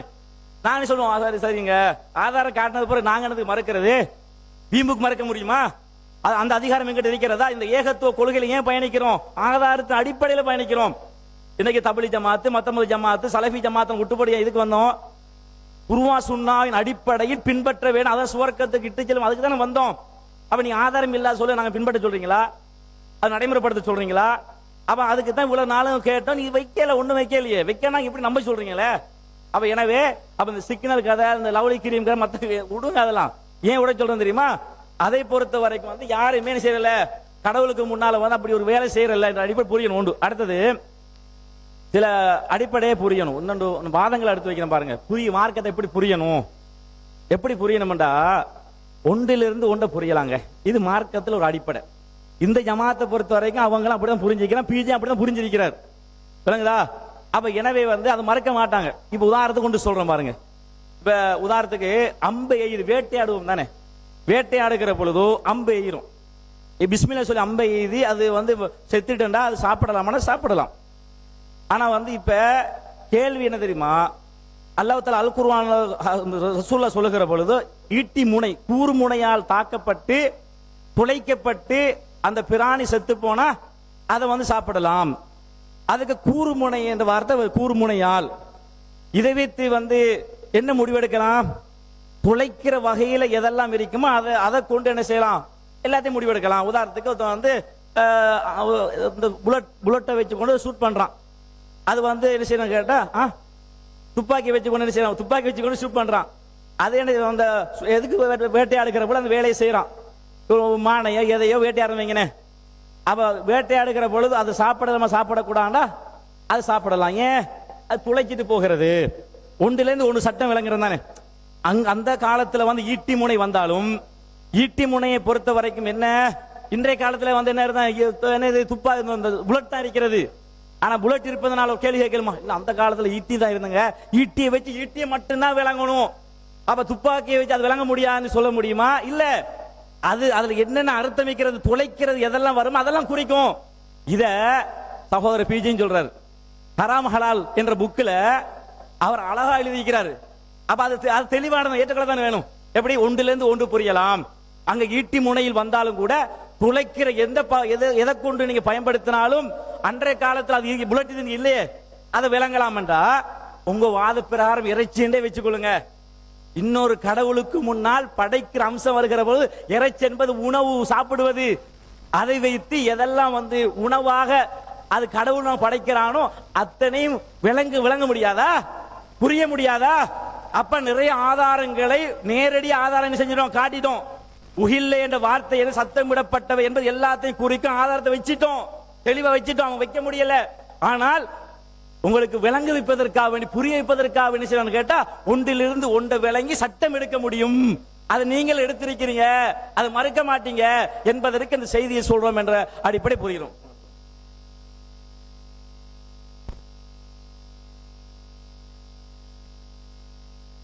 அன்புள்ள சகோதரர்களே, திரும்பியும் என்ன செய்யறாங்க, அந்த பழைய கதையை தான் பேசுறாங்க. இந்த விவாதம் எந்த நோக்கத்தில் பேசப்பட்டது, எந்த நோக்கத்துக்காக இந்த விவாதத்துக்கு நம்ம வந்திருக்கிறோம் அப்படிங்கிற அடிப்படை உங்க எல்லாருக்கும் தெரியும். அதை அப்படியே உல்டா பண்ணி இதை வேற மாதிரி இதை கொண்டு போங்க, இதோடைய ஆக்களை முடிச்சு விட்டுருங்க, கனவுளை நடக்காது. அல்லாஹ் எங்கள் பக்கம் இருக்கிறான், நீங்க என்ன சதி செஞ்சாலும் வல்லாஹு கைருல் மாக்கிரீன், சதிகாரர்களுக்கெல்லாம் மேல் அல்லாஹ் இருக்கிறான். உங்க வேலையெல்லாம் நடக்காது. எங்களுக்கு எவ்வளவு நேரம் போகும்? நீங்க ஒரு விஷயத்தை பேசுற நேரத்தில் ஆவுண்டு உளறி மினிமஸ் கதையோடு சொன்னீங்களா இல்லையா? மினிமஸ் கதை சொல்லி நீங்க ஜெயில போய் கிடந்து கம்பி எண்ணி களி திண்டு அதுக்காக வேண்டி இந்த அந்த பழைய SLTJ ஜமாத்துல இருந்த காலத்துல அப்பாவி மக்கள் வேர்வை சிந்தி ரத்தம் சிந்தி உழைத்த காசை லட்ச லட்சமாக செலவழித்து உங்களை காப்பாத்தி உங்களுக்காக வேண்டி பாதுகாப்புக்கு கார் வாங்கி தந்து உங்களை காப்பாத்துறதுக்கு அவ்வளவு எல்லாம் கஷ்டப்பட்ட மக்களை பத்தி நீங்க யோசிச்சீங்களா? அதுக்கு பிறகும் கொஞ்சம் கூட ஒரு இது இல்லாமலுக்கு நோனன்னு என்னமோ சொன்னீங்க மேடையில வச்சு. நீங்க சொன்ன அந்த நோனங்கிறத உங்களை எங்க கொண்டு விட்டுச்சு? அப்ப இந்த மாதிரியான விஷயங்கள், அப்ப ஒன்றுக்கு வழக்கு பேசுற விஷயம், அது நோனைக்கு தான் வழக்கு ஜெயில கிடந்தது, பத்ததுக்கு தான் வழக்கு பேசினது. அப்ப நீங்க திறமா இருந்து அடுத்தவங்களை பத்தி பேசணும். இப்ப என்ன விஷயம், என்ன என்ன சப்ஜெக்ட் போயிட்டு இருக்குது? நீங்க வச்சிருக்கிற குர்ஆன்லயும் நீங்க வைத்திருக்கக்கூடிய ஹதீஸ்லயும் மூசா நபி இப்படி செஞ்சாங்க, இப்ராஹிம் நபி இப்படி செஞ்சாங்க, அல்லாஹ்வுடைய தூதர் ஸல்லல்லாஹு அலைஹி வஸல்லம் அலி ரலியல்லாஹு அன்ஹு அனுப்பி இந்த மாதிரி செய்ய சொன்னாங்க. இருக்குதா இல்லையா? தரைக்கு மேல் உயர்த்தப்பட்ட கபரை தரமட்டமாக்குங்க, வணங்கப்படக்கூடிய உருவத்தை இல்லாம செய்யுங்க. இப்ராஹிம் நபி அந்த சிலைகளை உடைச்சு காட்டினாங்க. அதே மாதிரி மூசா நபி அந்த அவர்கள் வணங்கியதை எரித்து கடலில் போட்டார்கள். இது யாருக்குரிய சட்டம்? இலங்கை நாட்டில் வாழக்கூடிய முஸ்லிம்கள் செய்யக்கூடிய வேலைன்னு நம்ம சொல்லிக்கிட்டு இருக்கிறோமா? இப்படித்தான் முஸ்லிம்கள் செய்யணும்னு சொன்னோமா? எவ்வளவு அயோக்கியத்தனம் பார்த்தீர்களா? இப்ப நான் இதுக்கு ஆதாரம் காட்டுறேன். அதாவது நானே என்ன செஞ்சிருக்கிறேன், இவர்கள் இங்க ஒண்ணு கிழிக்க தேவையில்ல. இந்த வீடியோவை பேசும்பொழுதே நான் சொல்லித்தான் பேசுறேன். அதையெல்லாம் இந்த வீடியோவை பேசி இன்னும் பேஸ்புக்ல இருக்குது. அப்பவே நான் என்ன சொல்றேன், இது அந்த அர்த்தத்தில் நாங்க சொல்லல. என்ன விளக்கம்னு சொன்னா, இந்த வீடியோ அந்த லெப்ல எடுத்துக்கொள்ளல, போன்ல என்ன காட்ட முடியும்?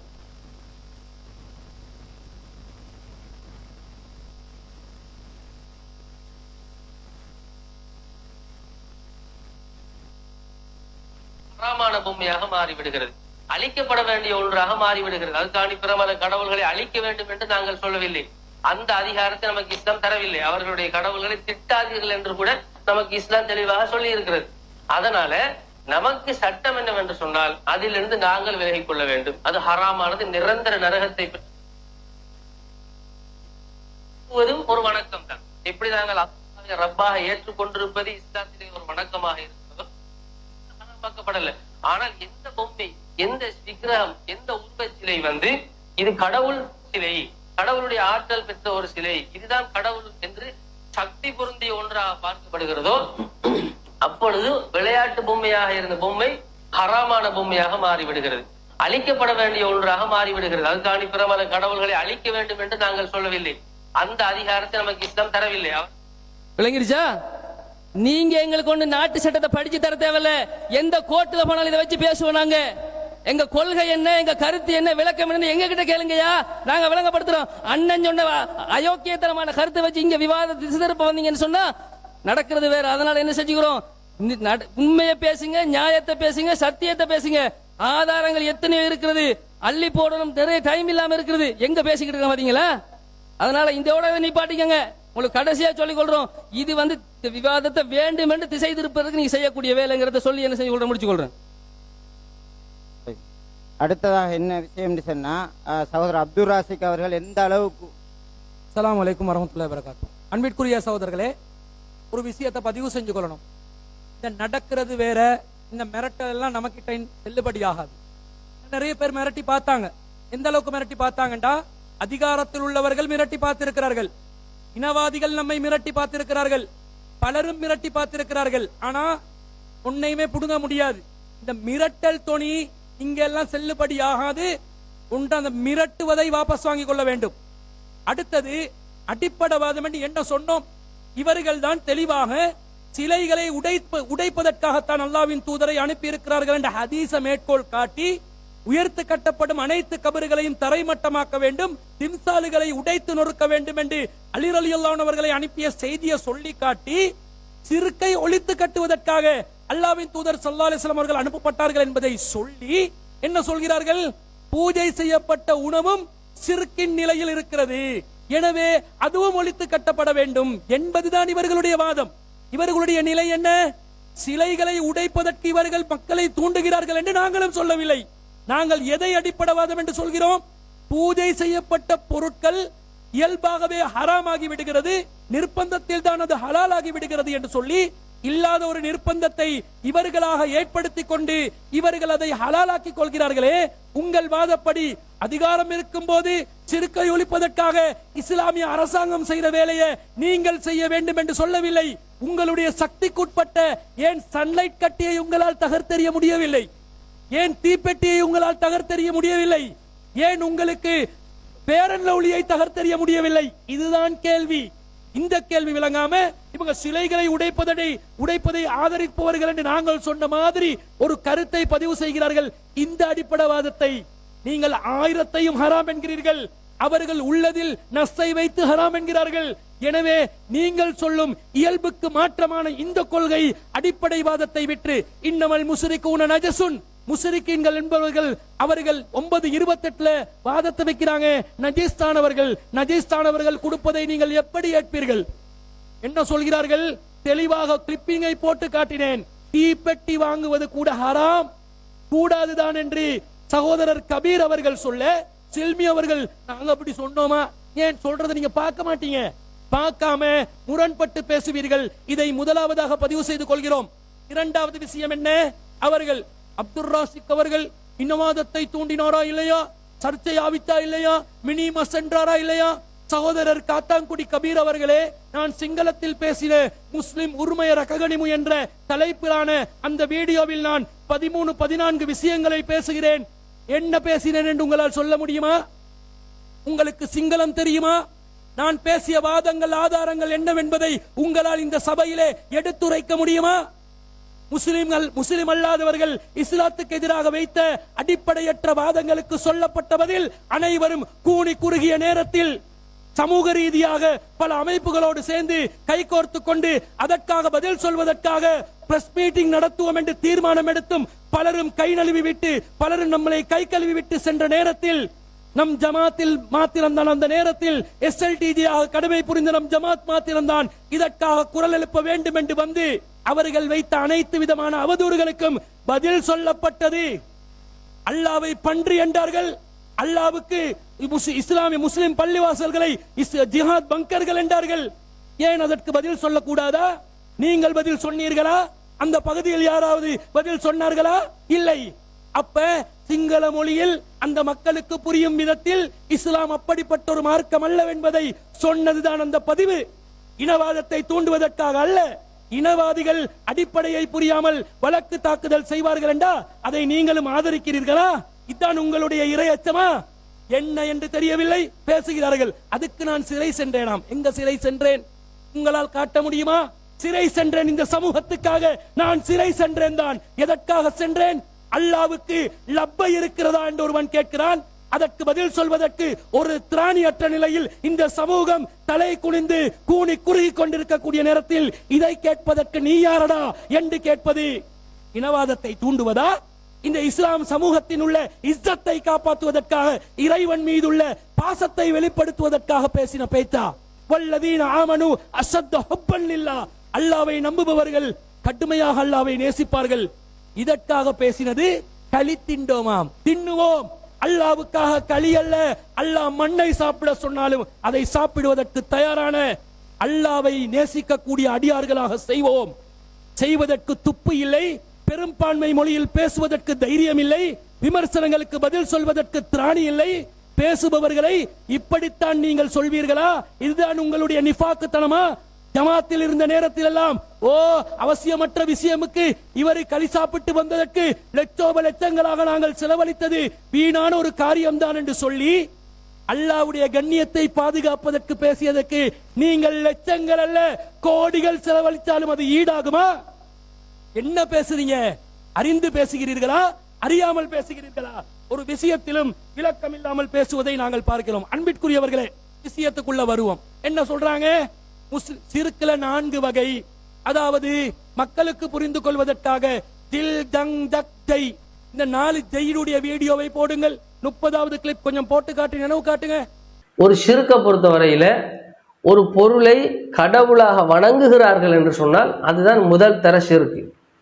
ஷிர்கிலே மிக கடுமையானது உச்சகட்ட ஷிர்கு. இந்த பொருள் தான் கடவுள், இதான் என்னை படைத்த கடவுள், இந்த உலகத்தை ஆளக்கூடிய கடவுள் இதுதான் என்று ஒரு பொருளை, ஒருவரை, ஒன்றை கடவுள் என்று சொல்வது. ஒரு சிலையை, ஒரு ஓவியத்தை, இது முதலாவது வகை, முதல் தரம். அதே நேரம் இரண்டாவது வகை, இரண்டாவது தரம் எது என்று கேட்டால், ஒரு பொருள் கடவுள் என்று சொல்ல மாட்டாங்க, கடவுளினுடைய சக்தியை பெற்ற பொருள் அப்படின்னு சொல்லுவாங்க. இப்போ உதாரணமா ஒரு பொங்கல் அல்லது ஒரு படையல் அல்லது ஒரு எலுமிச்சம்பழம் அல்லது ஒரு தேங்காய் இருக்குன்னு வச்சுக்கொள்ளுங்களேன். இது கடவுளினுடைய அற்புதத்தை, கடவுளினுடைய ஆற்றலை வெளிப்படுத்தக்கூடியது. இந்த தேங்காயில் இருக்கக்கூடிய 3 கண்களும் 3 தேவர்களை, 3 கடவுள்களை குறிக்கக்கூடியது அப்படின்லாம் அதுக்கு ஒரு வியாக்கியானம் கொடுப்பாங்க. எலுமிச்சம்பழத்துக்கு ஒரு வியாக்கியானம் கொடுப்பாங்க. இந்த பொங்கல், இந்த படையல் நேரடியாக கடவுளுடைய அன்பால் அன்பையும் அருளையும் சக்தியையும் வெளிப்படுத்தக்கூடியது. இதுல கடவுளினுடைய ஆற்றல் இந்த பொங்கலுக்குள்ள இருக்குது, இந்த படையல்ல இருக்குது, இந்த உணவுல இருக்குதுன்னு சொல்லி நம்புவாங்க. இந்த மாதிரி சொல்லக்கூடிய விஷயம் பிரசாதம் என்று சொல்லுவாங்க. இது 2வது வகை ஷிர்கு. ஏன்னா அதை கடவுள் என்று சொல்றது இல்லை, கடவுளாக அதை வணங்குறது கிடையாது, ஆனா கடவுளினுடைய சக்தியை வெளிப்படுத்தக்கூடிய பொருள் அப்படின்னு அதை சொல்லுவாங்க. இது 2வது படித்தரம். 3வது படித்தரம் எது ஷிர்குல அப்படின்னு பாத்தீங்கன்னு சொன்னா, ஒருவர் தன்னிடத்தில் இருக்கக்கூடிய ஒரு பொருளை கடவுளிடத்துல போய் தமக்காக வேண்டி என்ன செய்வது, பூஜை செய்து எடுத்துக்கொள்வது. ஒரு பொருள் இருக்கிறது, ஒரு வாகனம் வச்சுக்கொள்ளுங்களேன். புதிதாக ஒருத்தர் என்ன செய்யறாரு, ஒரு வாகனத்தை வாங்குறாரு. அந்த வாகனத்தை என்ன செய்யறாரு, ஒரு கோயிலுக்கு கொண்டு போய் அந்த வாகனத்தை பூஜை பண்றாரு.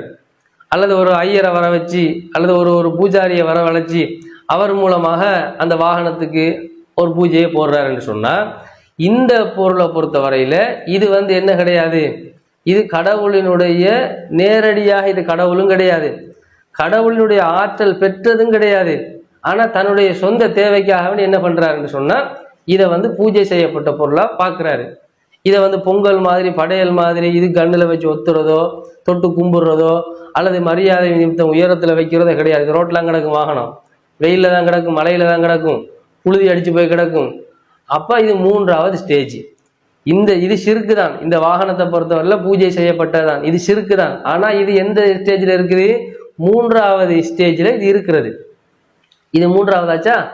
4வது ஸ்டேஜ் என்ன அப்படி என்று பார்த்தால், பிறருக்கு விற்பனை செய்வதற்காக வேண்டி, தன்னுடைய சொந்த லாபத்துக்காக வேண்டி, உழைப்புக்காக வேண்டி ஒரு பொருளை பூஜை செய்து என்ன செய்வது என்று சொன்னா விற்பனை செய்யறது.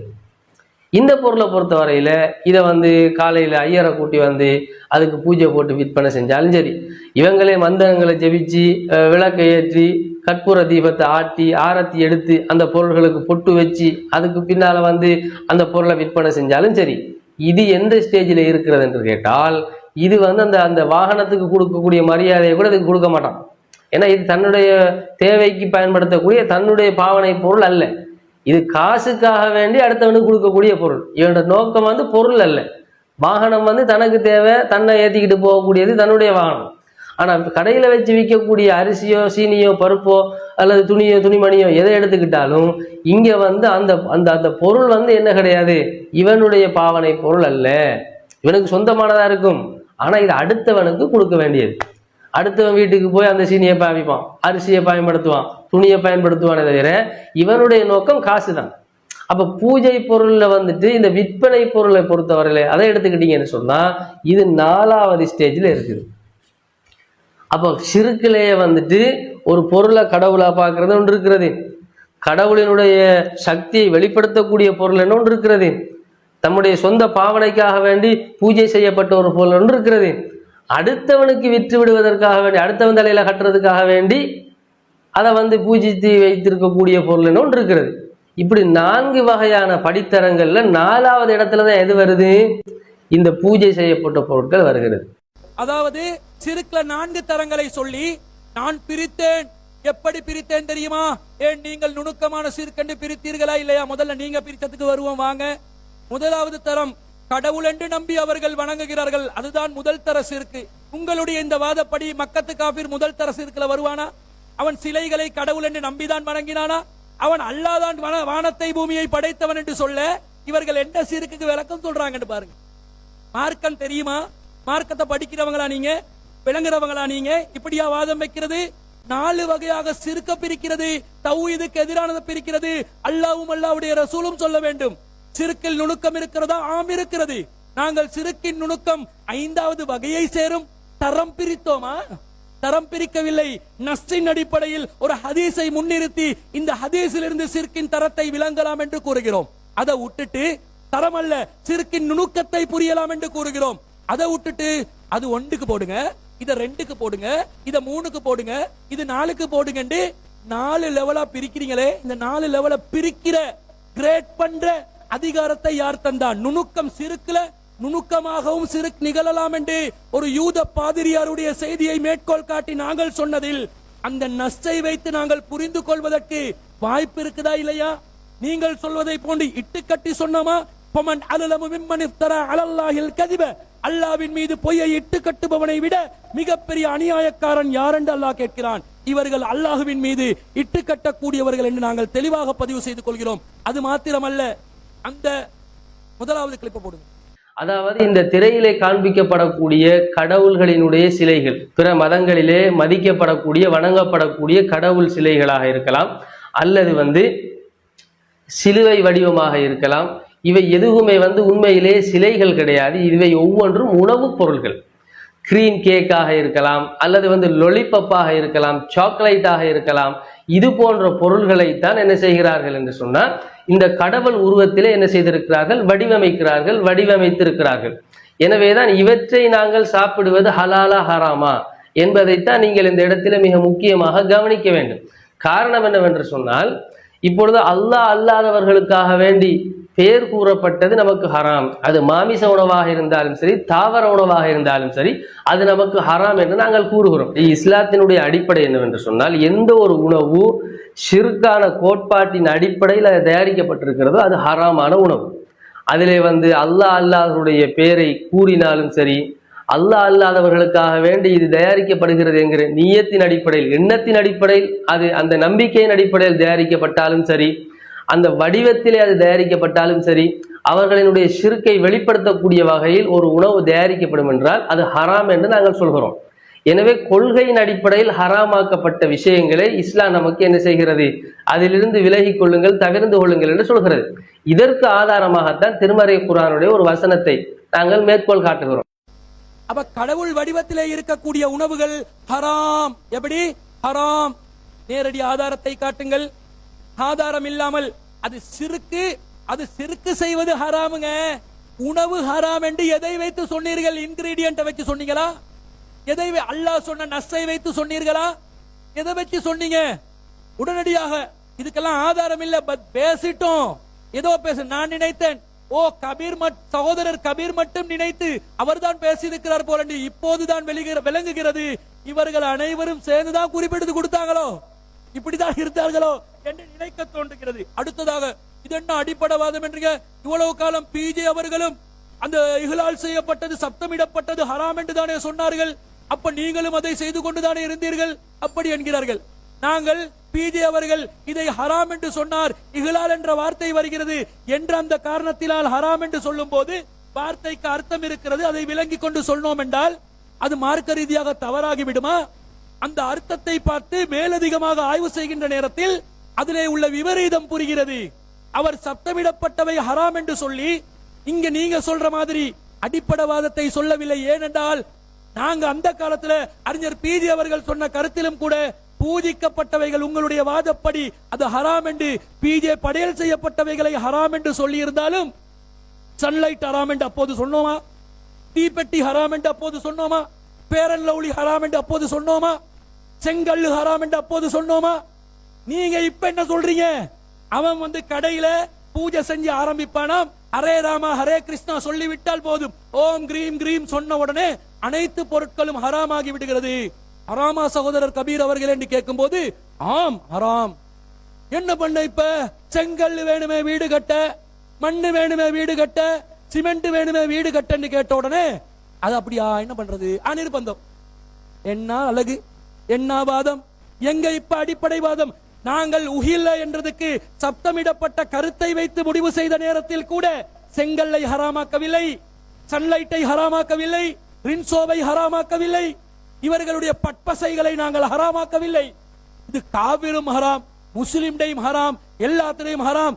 அறாத்திலே வாழக்கூடிய, இன்னும் சொல்ல போனால் அல்லாவின் தூதருடைய காலத்திலும் படையல் செய்திருக்கிறார்களா இல்லையா?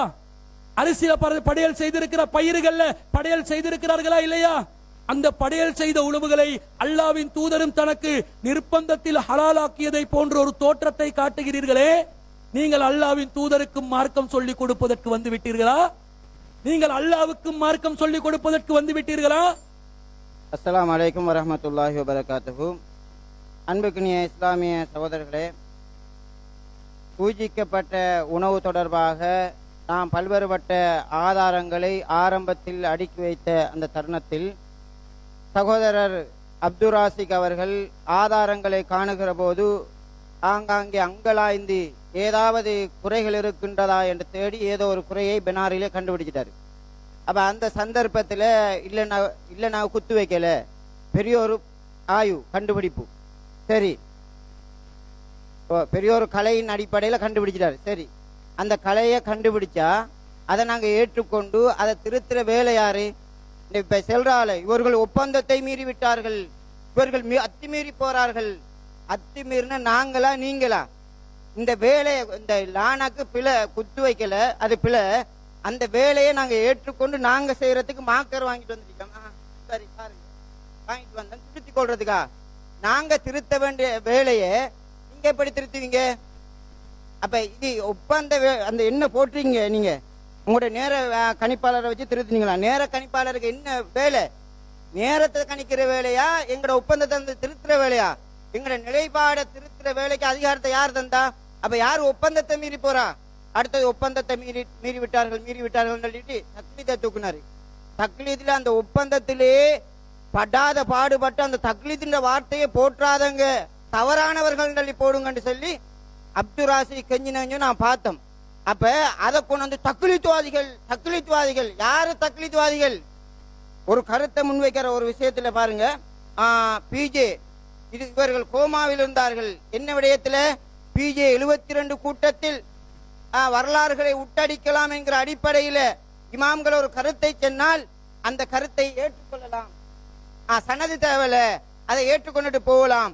பல வருடங்கள் பேசிய அந்த விடயத்தை அன்றிலிருந்து நீங்கள் எதிர்க்காமல் இப்படி நீங்கள் எப்படி கூறுவீர்கள்? வாதம் கோமாவுல இருந்தாண்டு கேக்கா எப்படி வாதம்? அப்ப உங்களை போல மூளை அடகு வச்சுட்டு இருக்க சொல்றீங்களா? இதே வாதத்தை தான் பூஜிக்கப்பட்ட உணவு ஹராம் என்கிற விடயத்தில் சகோதரர் பிஜே பல வருடங்கள் பேசியதன் பிற்பாடு அது இப்போது சமகாலத்திலே அது ஹராம் என்று பேசுகிற சந்தர்ப்பத்தில் அது வரைக்கும் வாய் திறக்காமல் பிஜே சொன்ன பிறகு மாற்றுகின்ற அடிப்படையில் இருக்கின்றார்கள் என்றால் அப்ப நீங்க கோமாவுலன்னு சொல்லப்படா மூளை அடகு வைத்தவர்கள் என்பது உறுதியாகுதா இல்லையா? இப்ப நாங்களாவது நிலைப்பாட்டை மாற்றி தௌஹீத் என்கிற அடிப்படையில யதார்த்தத்தை புரிந்து உண்மையை புரிந்து அப்படியெல்லாம் சனதலாம் ஏதோ ஒரு ஆதாரத்தை நிறுவுவதற்கு, ஒரு சட்டத்தை ஏற்படுத்துவதற்கு, ஹராமா ஹலாலா என்று பார்ப்பதற்கு அந்த விடயத்திலே அறிவிப்பாளர்கள் தேவை. எனவே அந்த அறிவிப்பாளர் விடயத்தில் உட்டடித்திருக்கின்றார் என்று வாதத்தை சொல்லுகிற போது நீங்கள் அப்படி மாற்றிக்கொள்ளக் கூடாது, அப்படி மாற்றக்கூடாது, எங்களை போன்று நீங்கள் இருக்க வேண்டும் என்று நீங்கள் எங்களை நிர்பந்திப்பதற்கு நீங்கள் யார்? இந்த விடயம் எங்களுக்கு அழகாக தெளிவாக பார்க்கின்றோம். அதே போன்று இன்னும் ஒரு விடயத்தை சுட்டிக்காட்ட வேண்டும். நாம் சொல்லுகின்றோம், நீங்கள் ஆதாரத்தை நீங்கள் வஹீயிலிருந்து சொல்லுங்கள். நாங்கள் எப்படி இந்த உஹில்ல என்பதற்கு நாங்கள் எப்படி அல் குர்ஆனிய வசனங்களை அடுக்கி அடுக்கி ஆதாரங்களை உங்களுக்கு சமர்ப்பித்தோமோ அந்த அடிப்படையில் நீங்கள் எங்களுக்கு சமர்ப்பிங்கள் என்று சொன்னால், இல்லை இல்லை நாங்கள் சமர்ப்பிப்போம் இமாம்களை கொண்டுதான் நிறுவுவோம் என்று வரக்கூடிய விடயத்தை பார்க்கின்றோம். அவர்களுக்கு அறிவுரையாக கூறிக்கொள்கின்றேன். அல்லாஹு தஆலா திருமறையிலே குறிப்பிடுகிறான், ஃபைன் தனாஸதும் ஃபீ ஷைஇன் ஃபருத்தூஹு இலல்லாஹி வர் ரசூல். நீங்கள் மார்க்கத்திலே ஏதாவது ஒரு விஷயத்தில் கருத்து முரண்பட்டால் நீங்கள் அல்லாஹ்வின் பக்கமும் தூதரின் பக்கமும் திரும்பி செல்லுங்கள். ஆதாரம் அல்லாட்ட போங்க, அல்லாஹ்வின் தூதருடைய வழியில் இருந்தெடுங்க. அல்லாஹ் தஆலா இன்னும் ஒரு இடத்துல குறிப்பிடுகிறான், வமஹ்தலஃப்தும் ஃபீஹி மின் ஷைஇன் ஃபஹுக்முஹு இலல்லாஹ். நீங்கள் எந்த விஷயத்தில் வேறுபட்டாலும் அதற்கு தீர்ப்பை நீங்கள் அல்லாஹ்விடத்திலே இருக்கிறது. ஆனால் அல்லாஹ்விடத்திலே இல்ல. எங்க இருக்கு? இமாம்களிடத்திலாம் இருக்கு. எப்படிப்பட்ட ஒரு பச்சை வழிகட்டின் பக்கம் இவர்கள் அழைத்து செல்கின்றார்கள் என்கின்ற விடயத்தை நாம் பார்க்கின்றோம். அதே போன்று இவர்கள் இந்த நிலைப்பாட்டில் எந்த அளவுக்கு சீர்குலைந்திருக்கான்னு சொன்னா, இந்த ஒப்பந்த மீறல் ஒருத்தர் அடிக்கடி பேசுவாரு, மட இமாம்டே நாம வச்சுக்குவோம் என்றா நம்மள அவரை மடத்தனம் சொன்னதுக்கு ரூஹுல் ரஸ்மி அவர்கள் அடிக்கடி சொல்லக்கூடிய ஒரு வார்த்தை. அப்ப யாரு ஒப்பந்தத்தை மீறி நடக்க? ஒப்பந்தத்தில் என்ன போட்டிருக்கீங்க? 13வது தலைப்பிட்டு 4வது விஷயத்துல மற்றவர்களை அவமதிக்க அல்லது இகழும் சொற்களை பயன்படுத்தாமல் மரியாதையுடன் பேச வேண்டும் என்று கூறிவிட்டு ஒப்பந்தம் செஞ்சத்திலிருந்து விவாதத்தை ஆரம்பிச்ச அந்த சந்தர்ப்பத்தில் கூட மடத்தனம். அப்ப யாரு ஒப்பந்தத்தை மீறா? ஒப்பந்தத்தை மீறி எந்தவித வாதமும் இல்லாம இவர்களிடத்தில் என்ன குறை இருக்கின்றது என்று நம்முடைய கதிரை கீழே எட்டியும் பாப்பா. அந்த அளவுக்கு தான் இவர்களுடைய நிலைமை மாறிக்கொண்டிருக்கின்றது. எனவே நீங்கள் விவாத ஒப்பந்தத்தை மீறுகிறீர்கள். அதே போன்று மார்க்கத்தின் அடிப்படையில் வகையின் அடிப்படையில் எந்த ஆதாரத்தையும் நீங்கள் முன்வைக்கவில்லை என்கிற விடயத்தையும் இந்த சந்தர்ப்பத்திலே கூறிக்கொள்கின்றேன். இன்னொரு விஷயம் இருக்கின்றன்னு சொன்னா, நம்மளை சம்பந்தப்படுத்தி, அதாவது இவர்கள் பேச்சுவார்த்தைக்கு நம்மளுக்கு நேரம் தந்த சம்பந்தமா கடிதமா வாய்ச்சாக நாம ஒரு நிர்வாகம் எல்லாரும் சேர்ந்து இருக்காக. அப்ப நிர்வாக ரீதியை அணுகி இந்த மாதிரி நம்ம கருத்தை சொல்லுவோம்.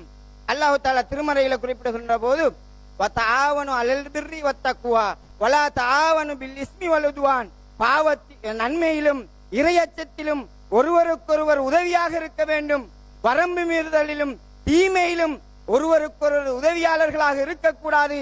எனவே இந்த பூஜிக்கப்பட்ட இந்த விடயத்தில் இவர்கள் வழிகட்டின் பக்கம் மக்களை அழைத்து செல்கின்றார்கள் என்கிற ஒரு காரணத்தின் அடிப்படையிலே இவர்களோடு நன்மையான காரியத்தில் நாம் பயணித்தோம் என்பதற்காக அழகிய முறையில் நாம் நிர்வாக முறையாக அணுகுகிற போது நாம் நிர்வாகத்தை கொச்சைப்படுத்துகின்ற விதத்திலே, ஒரு அதிகாரம் செலுத்தக்கூடிய விதத்திலே சகோதரர் அப்துல் ராசிக் நடக்கக்கூடிய விடயத்தை பார்க்கின்றோம். இவருடைய விடயம் தொடர்பாக ஏராளமான விடயங்கள் இருக்கிற. எந்த அளவுக்கு சொன்னா, இந்த விவாதத்துல யாருமே கலந்து கொண்டாங்க, அவரை உற்றாதங்க, அவரை பேச வச்சுறாங்க, இப்படி கெஞ்சினாக்கள் நிர்வாகத்தில் இருக்கா.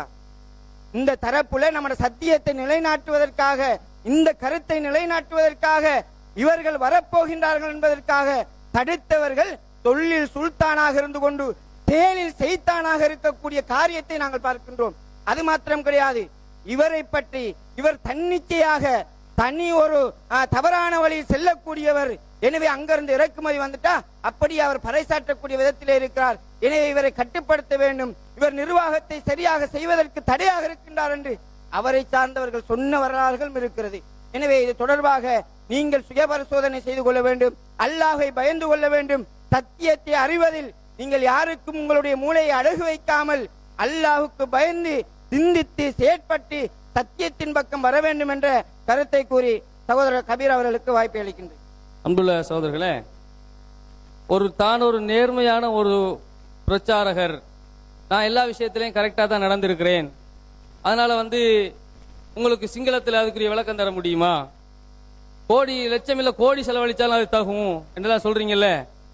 உங்களை அந்த மாதிரி ஒரு பிற மதத்தினுடைய மத குருவை வரம்பு மீறி பேசுங்கள் என்று நாங்க சொன்னோமா? அப்ப உங்களை அந்த நேரத்தில் நாங்கள் அனுமதி தந்தோமா? அல்ல நீங்க மன உச்சப்படி பேசுனீங்களா? அப்ப நீங்க உங்க இஷ்டத்துக்கு கொண்டு செஞ்சு போட்டு அந்த நேரத்தில் அதுக்கு வந்து நீங்க இப்படி ஒரு விஷயம் செய்றீங்கன்னு சொன்னா இப்ப எப்படி நியாயப்படுத்துறாங்க? அது கோடியும் செலவழிக்கலாம், அப்ப நாங்க இன்னும் பேசுவோங்கிறாரு. அதான் அர்த்தம். என்னங்க கொண்டு போறீங்க நீங்க?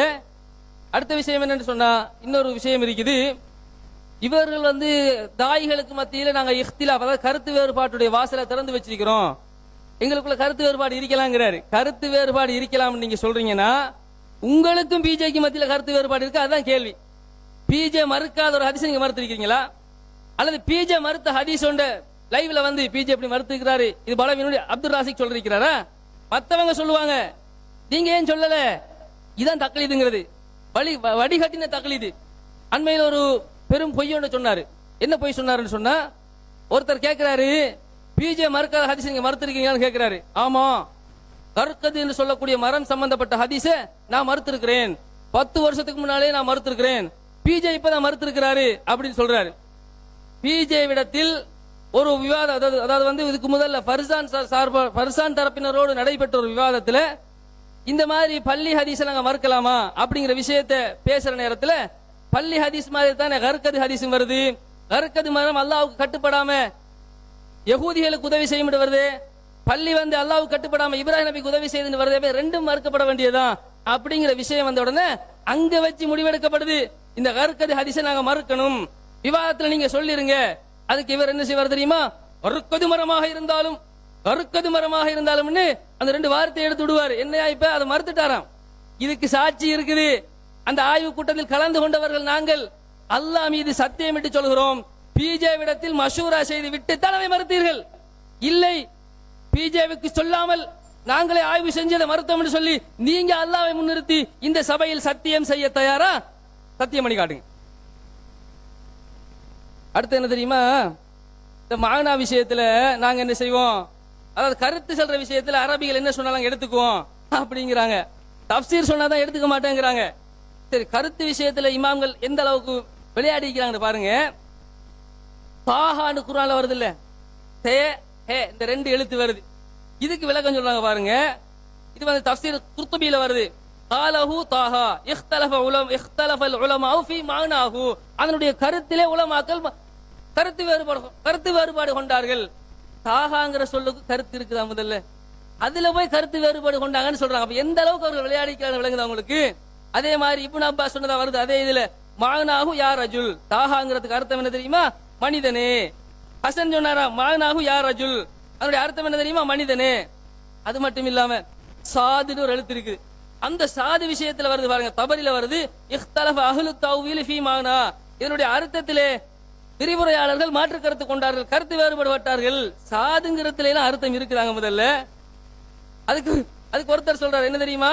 சாதுன்னா என்ன தெரியுமா? சதகல்லாஹ், அல்லாஹ் தஆலா உண்மை சொன்னான். இது தபரில வருது. அதே மாதிரி பாருங்க, நீங்க தாஹா விஷயம் இருக்குது இல்ல, தாஹா விஷயத்தை பத்தி பேசுற நேரத்துல வந்துட்டு மானாஹு யா ரஜுல், இது வந்து மானா அதனுடைய அர்த்தம் வந்து யா ரஜுல் அப்படிங்கிறாரு. அப்ப நான் என்ன கேட்கிறேன்னு சொன்னா, இதனுடைய மானா வந்துட்டு தாவீல மானான்னு சொல்றீங்களா தாவீலன்னு சொல்றீங்களா?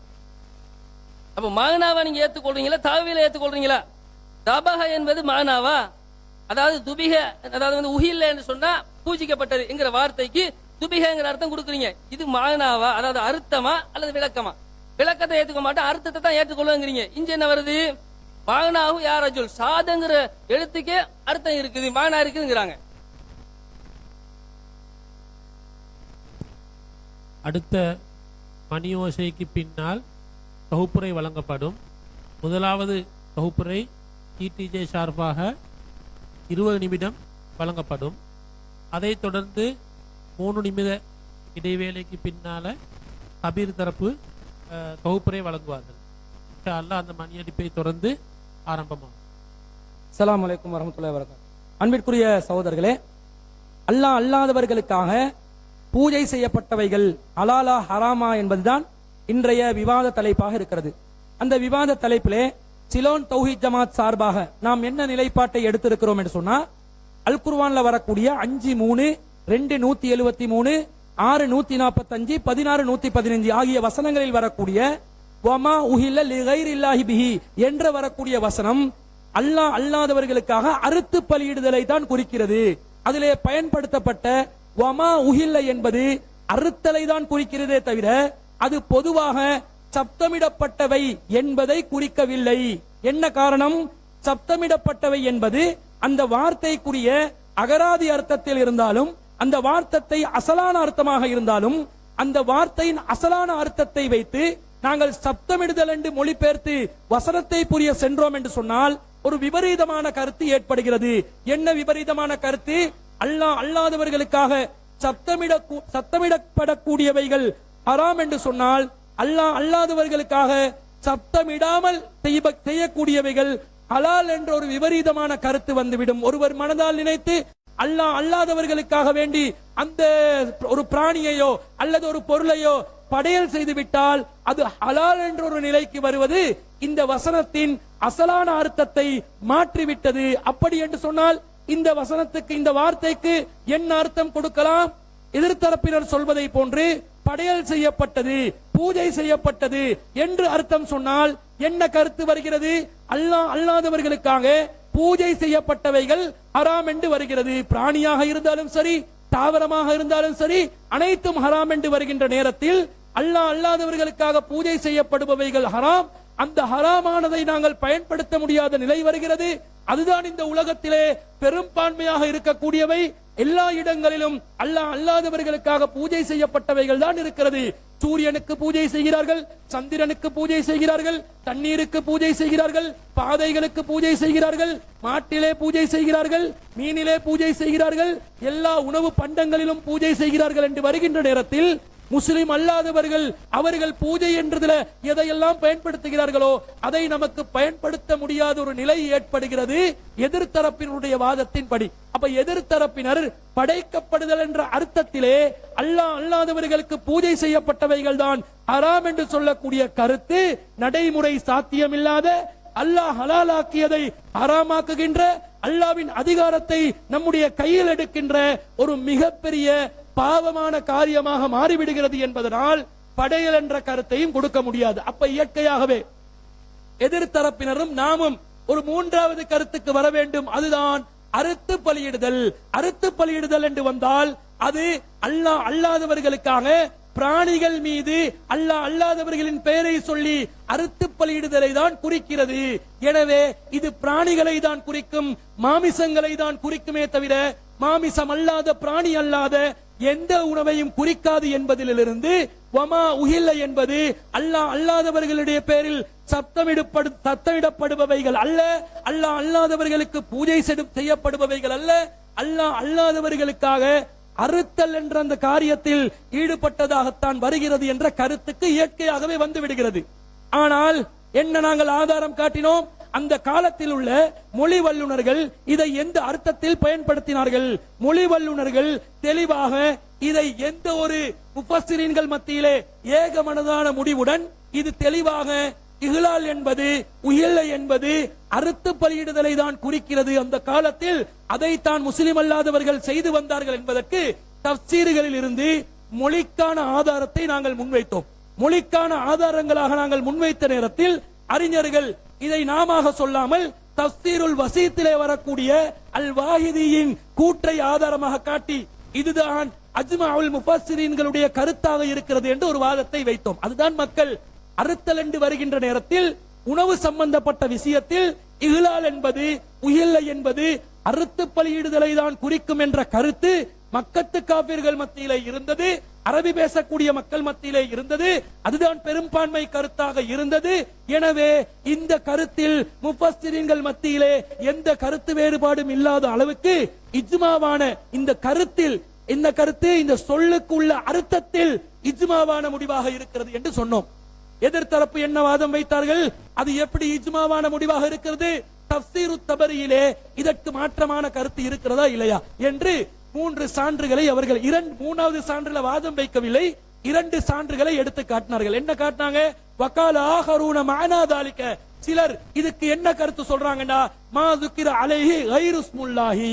இதுக்கு அல்லாஹ் அல்லாதவர்கள் அல்லாஹ்வின் பேர் அல்லாஹ் அல்லாதவர்களின் பெயரை சில பொருட்கள் மீது பயன்படுத்தும், சில பிராணிகள் மீது பயன்படுத்துவது இஸ்முல்லாஹி அலைஹி, சிலவற்றின் மீது உயிரினங்கள் மீது அல்லாஹ் அல்லாதவர்களுடைய பெயரை பயன்படுத்துற கருத்து இருக்குது என்றதை சொன்னாங்க. ஆனா அவர்கள் என்ன வாதம் வச்சாங்க? அதிலே முன்னாடி சொன்ன இமாம் தபரி அவர்கள் 7 சான்றுகளை துபிக அறுத்தல் என்றதுக்கு சான்றாக வைத்து, இப்ப இந்த வெச்ச வசனத்திலே இந்த ஹதீஸிலே அவர்கள் வெச்ச சான்று என்னென்றால் அல்லாஹ் அல்லாதவர்களுடைய பேர் சொல்வது அது எதன் மீது என்றாலும் அது எடுத்துக்கொள்ளும் என்ற ஒரு வாதத்தை வைத்தார்கள். அப்ப அவர்கள் அதுல எடுத்து வச்ச தபரிலே வரக்கூடிய 2475 2476 ஆகிய 2 ஹதீசுகளிலும் தெளிவாக இஸ்முல்லாஹி அலைஹி என்ற வார்த்தை வருகிறது. அல்லாஹ்வின் பெயரை அதன் மீது சொல்லுவது, அல்லாஹ் அல்லாதவர்களின் பெயரை அதன் மீது சொல்லுவது என்ற வார்த்தை வருகிறது என்று வைத்தோம். வெற்றி என்ன நாங்க கேட்டோம் தெரியுமா? 6ஆம் அத்தியாயத்துல 118ல ஃபகுலூ மிம்மா துக்கிர ஸ்முல்லாஹி அலைஹி இன் குன்தும் பி ஆயாத்திஹி முஃமினீன். அல்லாஹ்வுடைய வசனங்களை நீங்க நம்புறதா இருந்தா நீங்க அல்லாஹ்வுடைய பேரை எதன் மீது சொல்லப்படுதோ அதையே உண்ணுங்கள் என்று அல்லாஹ் சொல்கிறான் என்று வருகிறது.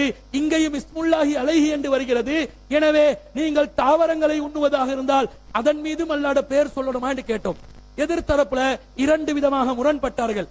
சகோதரர் கபீர் என்ன சொன்னார்? அது பிராணிகளைத்தான் குறிக்கும், காரணம் நபிகளாரின் நடைமுறையிலே நாங்கள் புரிந்து கொள்கிறோம். சகோதரர் சில்மி என்ன சொன்னார்? இல்ல, அது அனைத்தையும் குறிக்கும், காரணம் தஃப்சீர் தபரிலே வகால ஆகரூன் என்று வருகிறது, துபிய என்பதற்கு மாற்று கருத்தாக வருகிறது என்று சொன்னோம். அப்ப ஒரு தஃப்சீரை நீங்கள் ஆதாரமாக காட்டும் போது நாங்கள் சொல்லுக்கு, மொழிக்கு, மீனிங்குக்கு, மானாவுக்கு ஆதாரமாக காட்டுகிறோம்.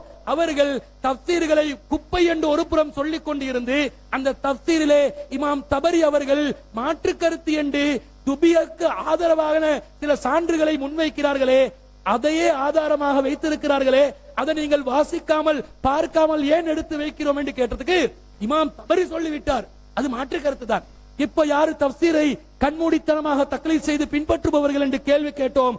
அதற்கு சமாளிப்புகளே தவிர தெளிவான எந்த ஒரு பதிலையும் அவர்களால் முன்வைக்க முடியவில்லை. அடுத்து மாற்று கருத்துக்கு அஜ்மாவுல் முஃபஸ்ஸிரீனுக்கு மாற்றமாக வமா உஹில்ல லித்தவாகீதி என்ற வார்த்தையை காட்டினார்கள். என்னது? வமா உஹில்ல, அல்லாஹ் அல்லாதவர்களுக்காக வேண்டி இஹ்லால் செய்யப்பட்டது. எதுக்கு? லித்தவாகீதி, தீய சக்திகளுக்காக. இந்த வாதத்திலும் அல்லாஹ் அல்லாதவர்களுக்கு என்பதற்காக வேண்டி தாகூத்துகள் என்று வருகிறதே தவிர வமா உஹில் என்ற வார்த்தை அப்படியே வருகிறது. எனவே இந்த கொட்டேஷனும் நீங்க சொல்லக்கூடிய மாற்று கருத்து தரவில்லை என்பதை நாங்கள் நிரூபித்தோம். அதற்கு அவர்களிடமிருந்து பதில் இல்லை. அடுத்ததாக என்ன சொன்னார்கள்? வமா உஹில்லில் அஸ்னாம் என்று வருகிறது. அஸ்னாம் என்று வருவதனால் இதுவும் மாற்று கருத்தாக உள்ளக்கூடிய ஒரு கருத்து என்று முன்வைத்தார்கள். யானி என்று இப்னு அப்பாஸ் அவர்களுடைய விஷயத்துக்கு அவர்கள் ஒரு விளக்கமாக சொன்னார்களே, அதை வைக்கும் போது நாங்கள் கேட்டோம், இந்த இடத்திலும் வமா உஹில்ல என்று தானே வருகிறது. வமா உஹில்ல லிகைரில்லால அதே வமா உஹில்ல வருகிறது. லிகைரில்லாவுக்கு பதிலாக லில் அஸ்னாம் என்று வருகிறது. இந்த இடத்தில் லிகைரில்லா அஸ்னாமை மாத்திரம் குறிக்காது, அஸ்னாம் அல்லாத கைருல்லா என்றால் அல்லாஹ் அல்லாத யாரையும் குறிக்கும். இங்கேதான் நுணுக்கத்தை நீங்கள் பயன்படுத்த வேண்டும். வமா உஹில்ல என்பது அப்படியே வருகிறது, அல்லாஹ்வுக்கு இஹ்லால் செய்யப்பட்டது.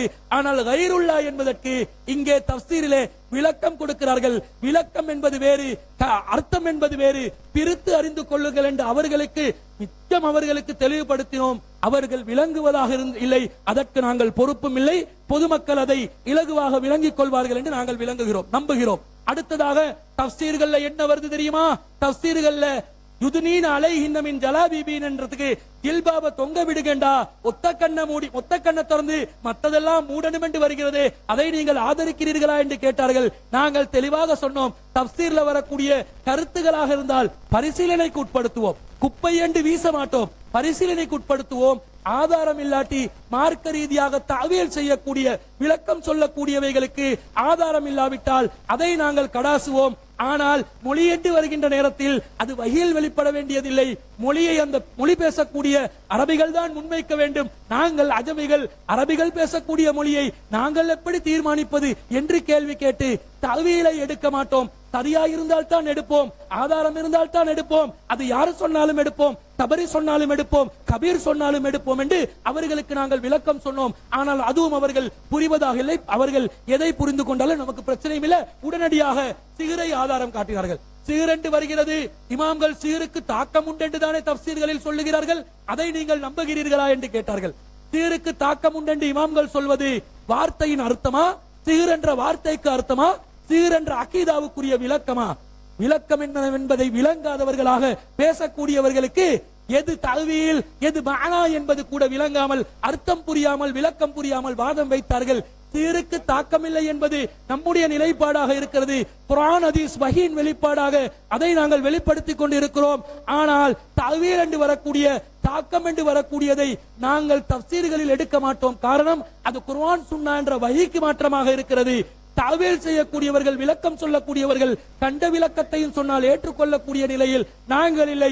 இப்போது சகோதரர் கபீர் அவர்கள் கண்ட விளக்கங்களை சொல்வதை நாங்கள் ஏற்றுக்கொள்ளாமல் இருப்பதை போன்று அவர்களுக்கு நாங்கள் எத்தி வைத்தோம். அப்ப தெளிவாக விளங்க வேண்டும். உஹில்ல என்றால் அறுத்தல் தான் குறிக்கிறது. தெளிவான ஆதாரத்தை முன்னிறுத்தி நாங்கள் இதை நிறுவி இருக்கிறோம். இவர்கள் அஜ்மவுல் முஃபஸ்ஸிரீனுக்கு மாற்று கருத்து வருகிறது என்று சொல்வதாக இருந்தால், நாங்க 50 தப்சீர்கள் ஆதாரம் காட்டி இருக்கிறோம். இந்த விவாத மேடைகளை நேற்றும் இன்று வரைக்கும் முடியுமான அளவுக்கு தப்சீர்கள்ல அந்த வார்த்தைக்கு அர்த்தத்தை நாங்கள் எடுத்து கொடுத்தோம். அவர்கள் அதற்கு மாற்றமாக ஒரு 3 கொசுறுவாதங்களை வைத்தார்களே தவிர ஆதாரங்களை முன்வைக்கவில்லை என்பதை மக்கள் பார்த்து கொண்டிருக்கிறீர்கள். நீங்கள் சத்தியம் எது அசத்தியம் எது முடிவைங்க. 50க்கு 50 வச்சு 50 இங்க 50 அங்க எதை முடிவெடுக்கண்டே விலகுதில்லை என்று ஒரு தடுமாற்றமான நிலை அல்ல. தெளிவாக நாங்கள் அஜ்மவுல் முஃபஸ்ஸிரீன்கள் இந்த வார்த்தைக்கு விளக்கமாக எதை சொன்னார்களோ அதிலே நாங்கள் தெளிவாக உறுதியாக இருக்கிறோம் என்பதை நிறுவி இந்த விவாதத்திலே நாங்கள் நகர்ந்து கொண்டிருக்கிறோம். அதற்கு பிறகு நாங்கள் கேட்டோம், ஒரு சிலர் மாற்று கருத்து சொல்வார்கள். மாற்று கருத்து சொல்வதனாலேயே அது ஒரு வாதத்துக்கு, இதுக்கு அஜ்மவுல் முஃபஸ்ஸிரீனுக்கு மாற்றமாக வந்தாலும் நாங்கள் அது இல்லை என்று முடிவெடுப்பதா? பெரும்பான்மையை தானே ஒரு மொழிக்கு பார்க்க வேண்டும். மார்க்கத்துக்கு பெரும்பான்மை பார்க்க மாட்டோம், வஹியை தான் பார்ப்போம். மொழி என்று வரும்போது பெரும்பான்மை பேசுவதை தானே பார்க்க வேண்டும். நீங்கள் தண்ணீருக்கு மண் என்றால், மண்ணுக்கு தண்ணீர் என்றால், தண்ணீர் வேண்டும் என்று கேட்கின்ற நேரத்தில் உங்கள வாயில் ஒரு கோப்பம் மண்ணையா கொடுக்க முடியும்? அப்போ ஒருத்தர் நீங்கள் விளங்கிக் கொள்வது குண்டக்க மண்டக்க புரிந்து கொள்ளலாம். ஆனால் பெரும்பான்மையான மக்கள் புரிந்து கொள்ளும் மொழியில் தான் மொழியை புரிய வேண்டும் என்பதனால் நாங்கள் பெரும்பான்மையை வச்சு முடிவெடுப்போம். அப்பா, இது சாதாரண மனசாட்சி உள்ள ஒரு மொழியியலாளர், ஒரு சாதாரண மொழி அறிவு உள்ளவர் புரிந்து கொள்வார் என்று சொல்லி இப்னு அப்பாஸ் அவர்கள் இன்னா அத்தைனாக்கல் கௌசர் என்பதற்கு அல் ஹைருல் கசீர் என்று சொல்கிறார்கள், அதிகமான நன்மைகள் என்று சொல்கிறார்கள். அது இப்னு அப்பாஸ் ரயீசுல் முஃபஸ்ஸிரீன் இப்னு அப்பாஸ் அவர்கள் சொன்னாலும் சரி, தஅவீலை நாங்கள் ஏற்க மாட்டோம். காரணம், அது மொழிக்கான அர்த்தம் அல்ல, அது நபிகளாருடைய ஹதீஸுக்கு மாற்றமான ஒரு விளக்கம் என்பதனால் நாங்கள் அதை புறக்கணிப்போம் என்று நாங்களே எத்தி வைத்தோம். மீண்டும் மீண்டும் தஃசீர்கள்ல தாகவ இப்படி விளங்கினாங்க, நூனை இப்படி விளங்கினாங்க, காப்ப இப்படி விளங்கினாங்க, காப்ப காக்கா என்று விளங்கினாலும், நூன மீன் என்று விளங்கினாலும் அது நமக்கு பொறுப்பல்ல. நமக்கு பொறுப்பு என்ன? மொழி ரீதியான விஷயத்துக்கு மொழியியலாளர்களை நாங்கள் அணுகுவோம். தஅவீல் என்று வரும் என்றால் ஏற்றுக்கொள்வோம், ஆதாரம் இருந்தால். இல்லாவிட்டால் கடாசி குப்பைக்கு தான் அது செல்லும் என்பதில் நமக்கும் மாற்று கருத்து இல்லை என்பதை நாங்கள் அவர்களுக்கு எத்தி வைத்தோம். அடுத்ததாக நாங்கள் முக்கியமான என்ன வாதம் வைத்தோம்? 618 அல்லாஹ் தாலா அல்லாவின் பெயர் சொல்லப்பட்டதை உண்ணுங்கள் என்று சொல்கிறான். அல்லாஹ்வுடைய பெயர் சொல்லப்பட்டதுதான் உண்ணணும் என்று வருகிறது. இந்த வசனத்தில் இஸ்முல்லாஹி அலைஹி என்று வருகிறது. அதற்கு சகோதரர் கபீர் அவர்கள் பிராணியின் மீது என்று எப்படி முடிவெடுத்தீர்கள் என்று கேட்டார். நபிகளாரின் நடைமுறையை பார்த்தோம் என்றோம். சில்மி அவர்கள் இதுக்கு அல்லாஹ் அல்லாதவர்களுடைய பேர்ல எதுல சொன்னாலும் சரி என்று வந்தால், காபீர்கள் தண்ணீர் தந்தாலும் குடிக்க முடியாது, ஏன் உங்களுடைய மனைவிமார்கள் பிஸ்மில்லாவை சொல்ல மறந்துவிட்டு பிஸ்மில்லாஹி அவ்வளி ஆகிரி சொல்லுவதற்கு முன்பதாக தேநீரை தந்தாலும் அது ஹராமாகி விடுமா என்று கேட்டதற்கு இல்ல இல்ல முரண்பட்டு பேச இல்ல. தபரி அப்படி சொன்னார், கபீர் இப்படி சொன்னார், ரெண்டும் ஒன்றுதான் என்று முரண்பாட்டில் உடன்பாட்டு கண்டீர்கள். இந்த வசனத்தில் இஸ்முல்லாஹி அலைஹி என்பதில் பிராணி என்று வந்ததா, அலல் பஹீமா என்று வந்ததா, அலல் அன்ஆம் என்று வந்ததா? வரவில்லை. எப்படி முடிவெடுத்தீர்கள்? நபிகளாருடைய நடைமுறையை பார்த்தோம். வமா உஹில்ல லிகைரில்லாஹ் என்பது, உஹில்ல இஹ்லால் என்பது அல்லாஹ் அல்லாதவர்களுக்காக இஹ்லால் செய்வது என்பது அறுத்து பலியிடுதல் தான் என்பதை நபிகளாருடைய காலத்தில் வாழ்ந்த மக்கத்து காபிர்களும் சரி, அதற்கு முன் சென்றவர்களும் சரி, அப்படிதான் அவர்கள் அதை அறுத்தல் என்ற கருத்தில் புரிந்து கொண்டார்கள் என்பதை நிறுவிவிட்டு, மொழி ரீதியாக நிறுவிவிட்டு நாங்கள் ஆதாரத்தை வைத்தோம். ஆனால் என்ன கேட்கிறார்கள்? உயில்லவுக்கு வகியில் நீங்கள் ஆதாரம் காட்ட வேண்டும். அதாவது இந்த உலகத்திலே இவர்களை போன்று மாமேதைகள் யாருமே இருந்திருக்க மாட்டார்கள். மொழி அர்த்தத்துக்கு, டிக்ஷனரி அர்த்தத்துக்கு அல்லாவிடத்திலே வஹியை கேட்டவர்கள் இவர்கள்தான். மொழி அர்த்தத்துக்கு வஹியை கேட்டு அல்லாஹ் குர்ஆனை மட்டும் நீ இறக்கியது போதாது, எங்களுக்கு ஒரு அகராதியையும் வஹி மூலமாக இறக்க வேண்டும் என்று சொன்ன இவர்களை பார்த்து நாங்கள் என்னவென்று சொல்வது? வஹியில் இருந்து ஜிப்ரீல் அலைஹிஸ்ஸலாத்துக்கு ஜிப்ரீல் அலைஹிஸ்ஸலாம் வந்து தபரிக்கு வஹியில சொன்னாரா? நாங்க வஹியில சொன்னோம் என்று சொன்னோமா? மொழிக்கு வந்த அர்த்தம் ஜிப்ரீல் மூலமா தான் வரணும் என்று நாங்க சொன்னோமா? அவங்க நாங்க கேட்க வேண்டிய கேள்வி அவங்க சொல்றாங்க. அதாவது மொழிக்கு அர்த்தம் வஹியில் சொல்ல வேண்டும் என்று அவங்க சொன்னோன்னே நாங்க என்ன சொல்லணுமா? மொழிக்கு அர்த்தம் வஹியில் தான் வருமா? ஜிப்ரீல் அலைஹிஸ்ஸலாம் வந்து தான் மொழிக்கு அர்த்தம் நாங்க தான் கேட்டிக்கணும். அவங்க நம்ம கிட்ட கேட்டு ஒன் சைட் கோல் அடித்துக் கொண்டிருப்பதை பார்த்தோம். அதே போன்று நாங்கள் மிக பிரதானமான வாதமாக அவர்கள் ஒரு வாதத்தை வைத்தார்கள். 1656 அவர்கள் அறியாதவற்றுக்காக ஒரு விஷயத்தை படையல் செய்கிறார்கள். பார்த்தீர்களா அலூனா என்று வருகிறது, உயிலுக்கு இதுதான் விளக்கம் என்றார்கள். இந்த வசனத்திலே அல்லாஹ் அல்லாதவர்களுக்கு படைத்ததை ஹராமாக்கி இருக்கிறானா என்று கேட்டோம். அதற்கு பதில் இல்லை. அப்ப அந்த வசனத்துக்கு ஜாலா என்ற வார்த்தையை வைத்து புரிந்து கொள்ளுங்கள் என்றால் வமா உயில என்பது வமா ஜுஇல என்று புரிந்து கொள்வீர்களா என்று கேட்டோம். கடைசி வரைக்கும் அவர்கள் வாய் திறக்கவில்லை என்பதை நாங்கள் கூறிக்கொள்கிறோம். அதற்கு பிறகு 636 கால்நடைகளுக்கும் பயிர்களுக்கும் அவர்கள் படையல் செய்கிறார்கள் என்ற அதே வஜாலு என்ற வார்த்தையை வசனத்தை காட்டினார்கள். இந்த வசனத்தில் அல்லாஹ் அல்லாதவர்களுடைய சாப்பாட்டை சாப்பிடக்கூட அல்லாதவர்களுக்கு படையல் செய்ததை சாப்பிடக்கூடாது என்று இருக்கிறதா என்று கேட்டோம். அவர்கள் தீர்ப்பளிப்பது சாமா யஹ்குமூன், அவர்கள் தீர்ப்பளிப்பதே கெட்டது, செயலைதான் அல்லாஹ் தடுக்கிறான், உணவை அல்லாஹ் தடுத்ததற்கு ஆதாரம் இல்லை என்றோம். அதற்கு அவர்கள் சமாளிப்பு சொல்லி இத அப்படி புரிங்க, அத இப்படி புரிங்க என்று ஒரு ஜிக்ஸாக் டம்பிங் கேம் செய்தார்களே தவிர மார்க்க ரீதியாக அதற்கு தெளிவான ஆதாரத்தை காட்டவில்லை. அதற்கு பிறகு நாங்கள் அவர்கள் ஒரு வாதத்தை வைத்தார்கள். 757 அல்லாஹ்வின் தூதர் ஹலாலானதை நல்லதை ஹலாலாக்குவார், ஹபீஸானதை ஹராமாக்குவார். ஹபீஸானதை ஹராமாக்குவார் என்றா அல்லாஹ்வின் தூதர் ஹராமாக்கிட்டு போயிட்டாங்களே. அல்லாஹ்வின் தூதர்ட்ட காலத்துல படையல் செஞ்சதெல்லாம் ஹபீஸ் என்று சொல்லி அல்லாஹ்வின் தூதர் ஹராமாக்கின ஆதாரத்தை காட்டுங்க என்று கேட்டா இல்ல, அதை நாங்க சிந்திச்சு புரிவோம். இந்த இஸ்லாத்திலே இந்த முஸ்லிம் உம்மத்திலே ஹராத்தை சிந்தித்து புரியக்கூடியவர்களாக இவர்கள் தான் இருக்கிறார்கள். கேட்டா அல்லாஹ் நாங்கள் ஒரு வேட்டை பிராணியை நாங்கள் அறுக்கின்ற நேரத்தில் அம்புகளை ஏயும் போது நபிகளார் ஒரு முறையை சொன்னார்களே, அதை நவீன உபகரணங்களுக்கு நாங்கள் கியாஸ் செய்ய முடியாதாண்டு அங்கே நசு வந்து விட்டது. நஸ்ஸை வைத்து கியாஸ் செய்வதில் பிரச்சனை இல்லை. நீங்க நசு எல்லாமே ஏதோ ஒரு பஸ்ல ஏறி போறீங்க, அதனால் அதை கியாஸ் செய்ய முடியாது என்று நாங்கள் தெளிவாக சொல்லிவிட்டோம். அதற்கு பிறகு நாங்கள் அவர்களிடம் தெளிவா அவர்கள் தபக என்ற வார்த்தையை சொன்னார்கள். தபக என்று சொன்னா குர்ஆன்ல வேற இடங்கள்ல தபக அறுத்தல் இப்ராஹிம் நபி மான அறுத்தல், ஃபிரௌன் மூசா பனு இஸ்ரவேலர்களை அறுத்து போடுதல் என்று நிறைய விஷயங்கள் சொன்னாங்க. இந்த தபல உயிலையன் வரவில்லை என்று கேட்டார்கள். அது அல்லாஹ்வின் விருப்பம், அல்லாஹ் விரும்பியதை அல்லாஹ் விரும்பிய விதத்தில் அதை சொல்வான் என்று சொன்னோம். அது மாத்திரம் அல்லாமல் அவர்களிடம் நாங்கள் மிக முக்கியமான ஒரு வாதத்தை முன்வைத்திருந்தோம். என்ன வாதத்தை முன்வைத்திருந்தோம்? அல்லாஹ் தஆலா சாயிபாவையும் வசீலாவையும் ஆமையும் அல்லாஹ் தஆலா தடை செய்கிறார். அல்லாஹ் அல்லாதவர்களுக்காக அவர்கள் படையல் செய்கிறார்கள். மக்கத்து காபிர்கள் படையல் செய்கிறார்கள். இந்த படையல் செய்ததை அவர்கள் செய்தது அல்லாஹ்வின் மீது இட்டுக்கட்டி சொன்னது என்று அல்லாஹ் தஆலா சொல்கிறான். படையல் செய்தது ஹராம், ஆனா அந்த சாயிபாவை பயன்படுத்தக்கூடாது, ஒட்டகத்தை பயன்படுத்தக்கூடாது, பால் கறக்க கூடாது, அது மேல போகக்கூடாது என்று சொல்லி இவர்களாக ஜாஹிலியா கால மக்கள் இட்டு கட்டினார்களே. அம்ர் இப்னு ஆமிர் அவர்கள் இதை செய்ததனால் நரகத்துக்கு சென்றார்களே, அப்படி நீங்களும் நரகம் செல்ல போகிறீர்களா என்று கேட்டா அது இதுக்கு பொருந்தாது. இந்த விஷயத்தை அங்க சொல்லிட்டான் என்று திரும்ப ஜம்பிங் இந்த ப்ரூஸ் செய்தார்களே தவிர வாதத்துக்கு பதில் வைக்கவில்லை. அல்லாஹ் சொல்கிறான், அவர்கள் அவர்கள் ஒட்டகங்களை அல்லாஹ்வுக்காக வேண்டி படையல் செய்கிறார்கள். அதை அல்லாஹ் தடுக்க மாட்டான். ஏன் அதை அல்லாஹ் தடுத்து விட்டான்? ஏனென்றால் ஏற்கனவே படையல் என்பது தடையாகிவிட்டது.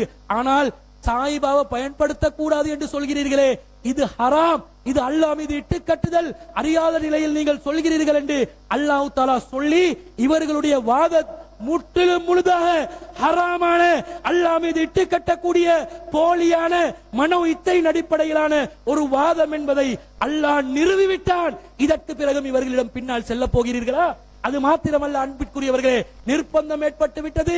காப்பீட்டு கடையில சன்லைட் எடுக்காதே, ராணி சோப்பும் எடுக்காதே, எங்கரும் எடுக்காதே, ரத்தியம் எடுக்காதே, நீ நிர்பந்திக்கப்பட்டாய். அடை கமெண்ட் அடிப்பவர்களே, நீ பிறந்ததே நிர்பந்தத்துல தான் என்று நம்முடைய பாசத்துக்குரிய சகோதரர்கள் கொமெண்ட் அடிப்பவங்க கண்டதை மடிப்பார்கள். கொமெண்ட்டுக்காக வேண்டி தன்னை அஸ்ஸலாமு அலைக்கும் வரஹ்மத்துல்லாஹி வபரகாத்துஹு. அன்புக்குரிய இஸ்லாமிய சகோதரர்களே, எதிர்த்தரப்பினரை பொறுத்த வரைக்கும் அவன் இதுவரைக்கும் நடந்த விவாதங்களை பார்க்கிற பொழுது அவர்கள் அல்லாஹ் மீது இட்டுக்கட்டித்தான் அவர்களுடைய அத்தனை ஆதாரங்களையும் மக்கள் மத்தியிலே பதிவு செய்தார்கள் தவிர ஒரு வாதத்தை கூட குர்ஆன் ஹதீஸில் நிரூபிக்கவில்லை என்பது இந்த விவாதத்துக்கு கிடைத்த மிகப்பெரிய வெற்றி. அதுக்கான ஆதாரமா நீங்க பாத்தீங்கன்னா, நபிகள் நாயகம் காலத்துல உஹில்ல என்ற வார்த்தை சத்தமிடுதல் என்ற அர்த்தத்தில் தான் இருந்திருக்கிறது. அந்த வகையில் சப்தமிடுறது புகார்ல தெளிவா வருகிறது. மொழி வல்லுநர் அத்தனை பேர் சப்தமிடப்பட்ட அர்த்தம் சொல்லியிருக்கிறார்கள், தெளிவா நஸ்ஸாக வருகிறது. ஆனா நீங்க சொல்லுகிற எல்லாமே தப்சீர் நூல்கள்ல சொல்லப்பட்ட செய்தி. அந்த தப்சீர் நூல்கள்ல சொல்லப்பட்ட செய்தி எல்லாம் இப்னு அப்பாஸ் மையப்படி சொல்லப்பட்ட செய்தி, அது கருத்தாக சொல்லியிருக்கிறாரு. ஆனா இப்னு அப்பாஸ் சொல்லப்பட்ட செய்தி கூட அது ஆதாரம் இல்ல, அது பலவீனமானது. அதை நாங்க இத்தனை அமர்வுகளை கேட்டோம். இந்த தாரம் சொன்னார், தந்தார்களா, அனுப்பினார்களா? கடைசி வரைக்கும் அனுப்பவில்லை, பூச்சாண்டி காட்டினார்கள். ஏன் தெரியுமா? மக்களை மடமத்தனத்தை காட்டுவதற்காக வேண்டி இப்னு அப்பாஸுடைய செய்தியை வச்சு தான் ஒட்டுமொத்த வாதம் இருந்தது. ஆனால் காட்டவில்லை. விளங்குது உங்களுக்கு? அப்ப இஸ்தகல் என்ற வார்த்தை வகையில இருந்து அதுதான் சத்தமிடப்படுதல் என்பது நிலையானது, நிரூபிக்கப்பட்டது. ஆனா இவர்கள் காட்டவே இல்லை என்ற அடிப்படையை புரிந்து கொள்ள வேண்டும். அடுத்தது என்ன தெரியுமா? இந்த பஹீரா சாயிபா, இங்க பஹீரா சாயிபாவில் இட்டு கட்டினார்கள். பஹீரா சாயிபா ஹாமா என்ன தெரியுமா? அவர்கள் குறிப்பிட்ட சாயிபாவை சொல்லி இது கடவுளுக்கு நேர்ச்சி செய்யப்பட்டிருக்கிறது, எனவே அதுக்கு மேலால் பயன்படுத்த கூடாது. அதனால் அல்லாஹ் மீது இட்டு கட்டினார்கள். குறிப்பிட்ட ஒரு மிருகத்தை சொல்லி அதுக்கு சாயிபா என்று சொல்லி அந்த சாயிபாவை பயன்படுத்த கூடாது, அல்லாஹ் சொல்லாதது சொன்னார்கள். அதுதான் அல்லாஹ் சொன்னா இட்டு கட்டினான். நரகவாதியை சொன்னார்கள். எதுக்கு தெரியும்? நரகவாதி அம்ர் இப்னு லுஹை நேர்ச்சை வைத்தார், இன்னொரு கடவுளுக்கா நேர்ச்சை வைத்ததனால தான் நரகம் போனார். தப்பாக விளக்கம் சொன்னார், இட்டு கட்டினார்கள். புகாரியில 3521 வழக்கமாக வாசித்து பாருங்கள், அது மொழிபெயர்ப்பு வாசிங்கள். எதற்கு நரகம் போனா தெளிவா இருக்கிறது. இட்டு கட்டுகிற வேலையை முழுக்க செய்தார்கள். அது மாத்திரம் கிடையாது, தபரில ஒரு செய்தியை நான் சொன்னதற்கு குர்ஆன்ல வருகிற செய்தி அது என்ன அர்த்தம் தெரியுமா? விக்ரிஸ்முல்லா அலைஹி என்பது அர்த்தம் தான். நான் சொன்னது குர்ஆன்ல வர செய்தியில், அதுக்கு நானும் அர்த்தம் சொல்லுகிறேன், இவரும் அர்த்தம் சொல்லுகிறார். அது இல்ல விளக்கம். நான் தபரில வருகிற செய்திக்கு தான் ஒட்டுமொத்த செய்தியை குறிக்கும் என்ற செய்தியை விளங்காம புரியாம மடமாத்தினாரு. அதிலும் என் மீது இட்டு கட்டினார், ஹதீஸ் இட்டு கட்டினார், குர்ஆன் இட்டு கட்டினார். ஒட்டுமொத்த விவாதமே இட்டு கட்டித்தான் இந்த வாதத்தை நிலைநாட்டினார்கள் என்பதை மக்கள் புரிந்து கொள்ள வேண்டும். வஹீலின் ஆதாரம் காட்டினார்களா? ஒரு வசனத்தை காட்டினார்களா? அப்ப இப்னு அப்பாஸ் கொண்டு முடிஞ்சு அது காட்டைகளை பூச்சாண்டி போறாங்க. அஸ்ஸலாமு அலைக்கும் வரஹ்மத்துல்லாஹி வபரகாத்துஹு. கண்ணியத்திற்கும் மகத்துவத்திற்கும் உரிய எல்லாம் வல்ல அல்லாஹ் ஜல்ல ஷானஹு வ தஆலாவின் நல்லடியார்களே, 2 நாட்களாக நடைபெற்ற இந்த பூஜை செய்யப்பட்டவைகள் ஹலாலா ஹராமா என்கிற விவாதத்தில் ஒரு 100% திருப்தியோடு நாங்க என்ன செய்ய முடியும்? இந்த இடத்திலிருந்து கலைந்து செல்ல முடியும். அப்படித்தானே? ஒத்துக்கொள்றேன். வந்த மக்கள் ரொம்ப தெளிவா இருக்கிறாங்க. என்ன என்று சொன்னா, நாங்க பல விஷயங்களை என்ன செஞ்சிருக்கிறோம், ஆதாரங்களை கொண்டு, கிட்டத்தட்ட 10 ஆதாரங்களை கொண்டு வந்திருந்தோம் பேசுறதுக்கு. அந்த நேரம் போதாம தான் போயிருச்சு. இருந்தாலும் நாங்க தகுந்த ஆதாரங்களை செஞ்சுட்டு வச்சிருக்கிறோம். அப்ப இந்த தொகுப்புரையில நீங்க விளங்க வேண்டிய சில முக்கியமான விஷயங்கள் இருக்கு. அது என்னன்னு சொன்னா, முதலாவது, இது ஒரு மார்க்க ரீதியான ஒரு விவாதம். நான் வரும்பொழுது என்ன செஞ்சிருந்தேன், ஒரு அழகான ஒரு விவாதத்தை நாங்க என்ன செய்ய போறோம், நாங்க நடத்த போறோம். லைவ்ல நீங்க பாருங்க, நான் மக்களுக்கு நான் சொல்லிதான் இருந்தேன். ஆனா அழகான ஒரு விவாதத்தை நடத்தணுங்கிறதுக்காக வேண்டிய இவர் அப்துல் ராசிக் தான் தொடங்கினாரு. தொடங்கும் பொழுது பிரஷர் ஏறி வேர்த்து கொட்டி கையெல்லாம் நடுங்கக்கூடிய அளவுக்கு தான் பேசினாரு. ஆரம்ப உரையை, ஒரு அறிமுக உரை எப்படி செய்யணும் என்ற அந்த ஒரு அறிவு கூட அவருக்கு இல்லை. அப்ப அதுக்கு பிறகு நாங்க என்ன செய்யல, நாங்க கணக்காத்தான் நாங்க பேசினோம், கணக்கான முறையில் நாங்க எங்களோட வாதங்கள் நாங்க எடுத்து சொன்னோம், அல்ஹம்துலில்லாஹ். ஆனா அவங்க தொடர்ந்து என்ன செஞ்சாங்கன்னு சொன்னா, வரம்பு மீறிக்கிட்டே இருந்தாங்க. நம்மளை பார்த்து மூல குழம்பியவர்கள் அப்படிங்கிற வார்த்தையை சொல்லியிருந்தாங்க. அதே மாதிரி ரூஹுல் ரஸ்மி மடத்தனம்ங்கிற வார்த்தையை பயன்படுத்தினாரு. இவர் அடிப்படைவாதம்ங்கிற விஷயத்தை சொன்னாரு. இப்படி நமக்கு எதிராக இந்த விஷயத்தை வந்து இந்த விவாதத்தினுடைய ஒப்பந்தத்தில் என்ன சொல்லப்பட்டிருக்கீங்கன்னா, வரம்பு மீறி பேசக்கூடாது, தனிநபர்களை தாக்கக்கூடாது, அநாகரிகமா நடக்கக்கூடாது. அப்ப அப்துல் ராசி கூட அந்த விவாத ஒப்பந்தத்தோட என்ன சொல்லுவார், நம்ம அழகா பேசிக்குவோம் அப்படின்னு சொன்னதை கூட அவங்களே மறந்து பேசினாங்க. அடுத்தது என்ன சொன்னா, 6 ஆதாரங்கள் அங்க முன் வச்சோம். அல்லாஹ்வுக்கு எல்லா புகழும். முதலாவது என்ன முன் வச்சோம்னு சொன்னா, அப்படின்னு சொன்னா, வமா உஹில்ல பிஹி லிகைரில்லா, அல்லாஹ் அல்லாதவர்களுக்காக என்று வருது. இப்ப அல்லாஹ் அல்லாதவர்களுக்காகங்கிற உரித்தாக்குறது, ஒரு பொருளை கொண்டு வந்து உரித்தாக்குறது. லீ என்பது உரியதுங்கிற அர்த்தம். அந்த மாதிரி உரித்தாக்குவாங்க என்று சொல்லி அல்லாஹ்வே குர்ஆன்ல சொல்றான். எப்படி சொல்றான்? வயஜஅலூன லிமா லா யஅலமூன நஸீபன் வயஜஅலூன லிமா லா யஅலமூன நஸீபன் மிம்மா தரா மினல் ஹர்ஸி வல் அன்ஆமி. அல்லாஹ் தஆலா என்ன சொல்றான்னு சொன்னா, அவர்களுடைய கால்நடைகள்ல இருந்தும் பிராணிகள்ல இருந்தும் என்ன செய்வாங்க, அல்லாஹ் அல்லாத தெய்வத்துக்காக வேண்டி அர்ப்பணிப்பாங்க, படைப்பாங்கன்னு அல்லாஹ் சொல்றான்.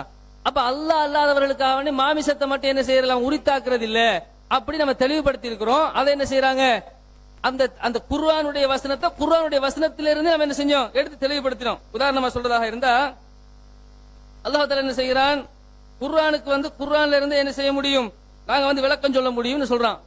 இந்த குர்ஆன் நாங்க எப்படி நாங்க வந்து இறக்கி அருளி இருக்கிறோம் என்று சொன்னால், ஒரு வசனத்தை இன்னும் ஒரு வசனத்திற்கு விளக்கமாக நாங்க என்ன செஞ்சிருக்கிறோம், நாங்க வந்து இறக்கி அருளி இருக்கிறோம் அப்படின்னு அல்லாஹ் தஆலா சொல்றான். அப்ப அந்த ஆதாரத்தை நாங்க என்ன செஞ்சிருந்தோம், மக்களுக்கு அழகான முறையில் எடுத்து வச்சிருந்தோம்.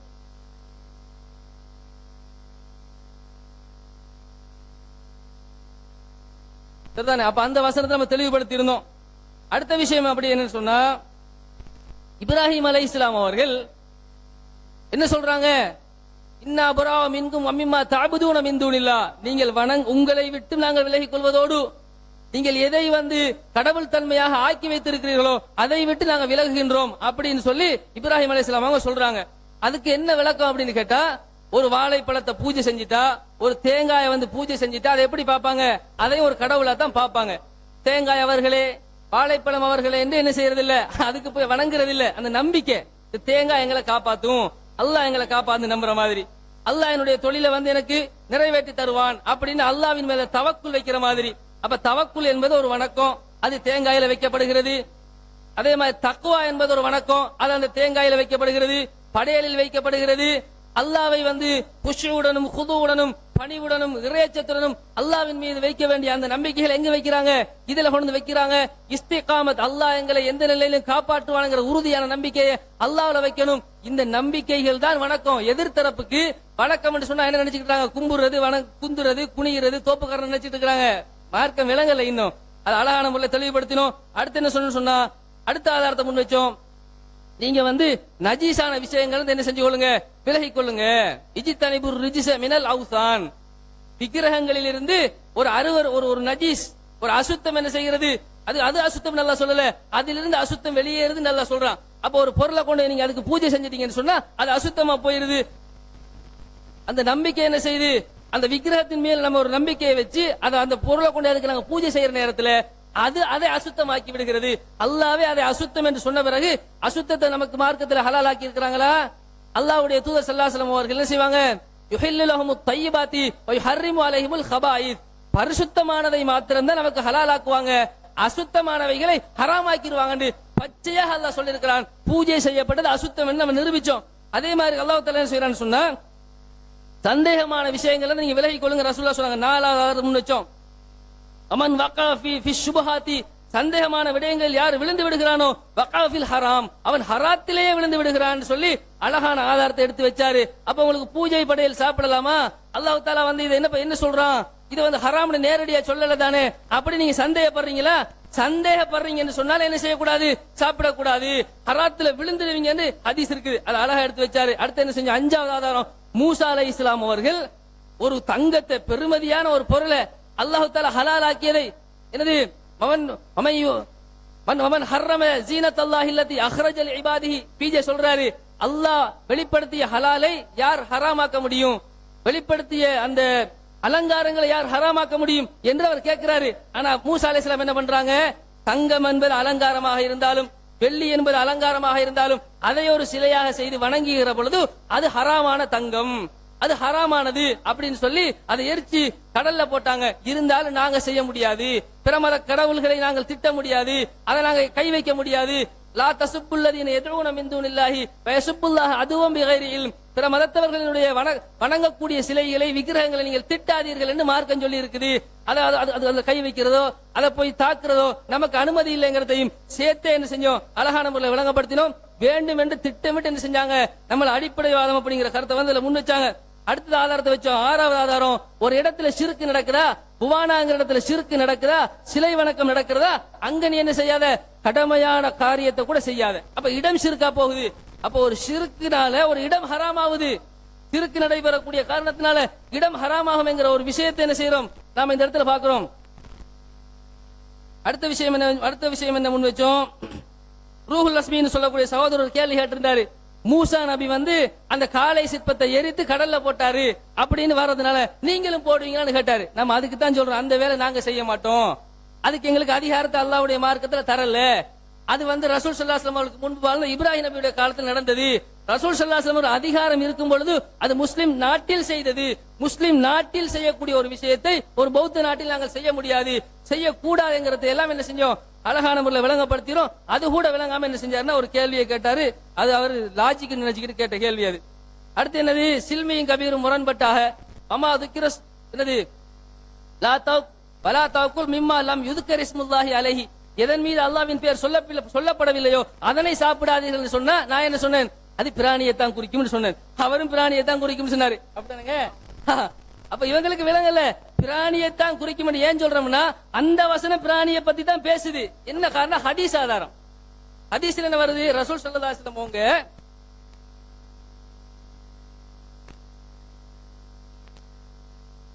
ரசூல் ஸல்லல்லாஹு அலைஹி வஸல்லம் என்ன செஞ்சிருக்காங்க, எந்த ஒரு பேரிச்சம்பழத்தையோ ஒரு வேற ஏதாவது ஒரு ரொட்டியையோ வாங்குற நேரத்துல அதுல வந்து அல்லாஹ்வுடைய பேர் சொல்லித்தான் சாப்பிடணும், பேர் சொல்லாத ரொட்டியா சாப்பிடாதீங்க, பேர் சொல்லாத பேரிச்சம்பழமா சாப்பிடாதீங்க அப்படி சொல்லல.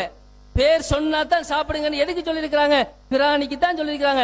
அப்ப ஹதீஸுக்கு குர்ஆன் தானங்க விளக்கம். அப்ப அந்த ஹதீஸுக்கு குர்ஆனை வச்சு அந்த அதாவது வந்துட்டு குர்ஆன் வசனத்துக்கு ஹதீஸ் தானங்க விளக்கம். அந்த குர்ஆன் வசனத்துக்கு அல்லாஹ்வுடைய பேர் சொல்லாததை சாப்பிடாதீர்கள் என்கிற குர்ஆன் வசனத்துக்கு ஹதீஸ்ல விளக்கம் இருக்கிறது. அப்ப ஹதீஸை வச்சு நாங்க என்ன செஞ்சோம், அழகா விளங்கப்படுத்தினோம். அது அவங்களுக்கு தபரில வார செய்தி என்னது, அது வந்து எல்லா பிற மத கடவுள்களுக்கு படைக்கிறத பத்தி என்ன செய்யறாரு அவர், அந்த இடத்துல அவர் அதை பேசுறாரு. அடுத்த விஷயம் என்னன்னு சொன்னா,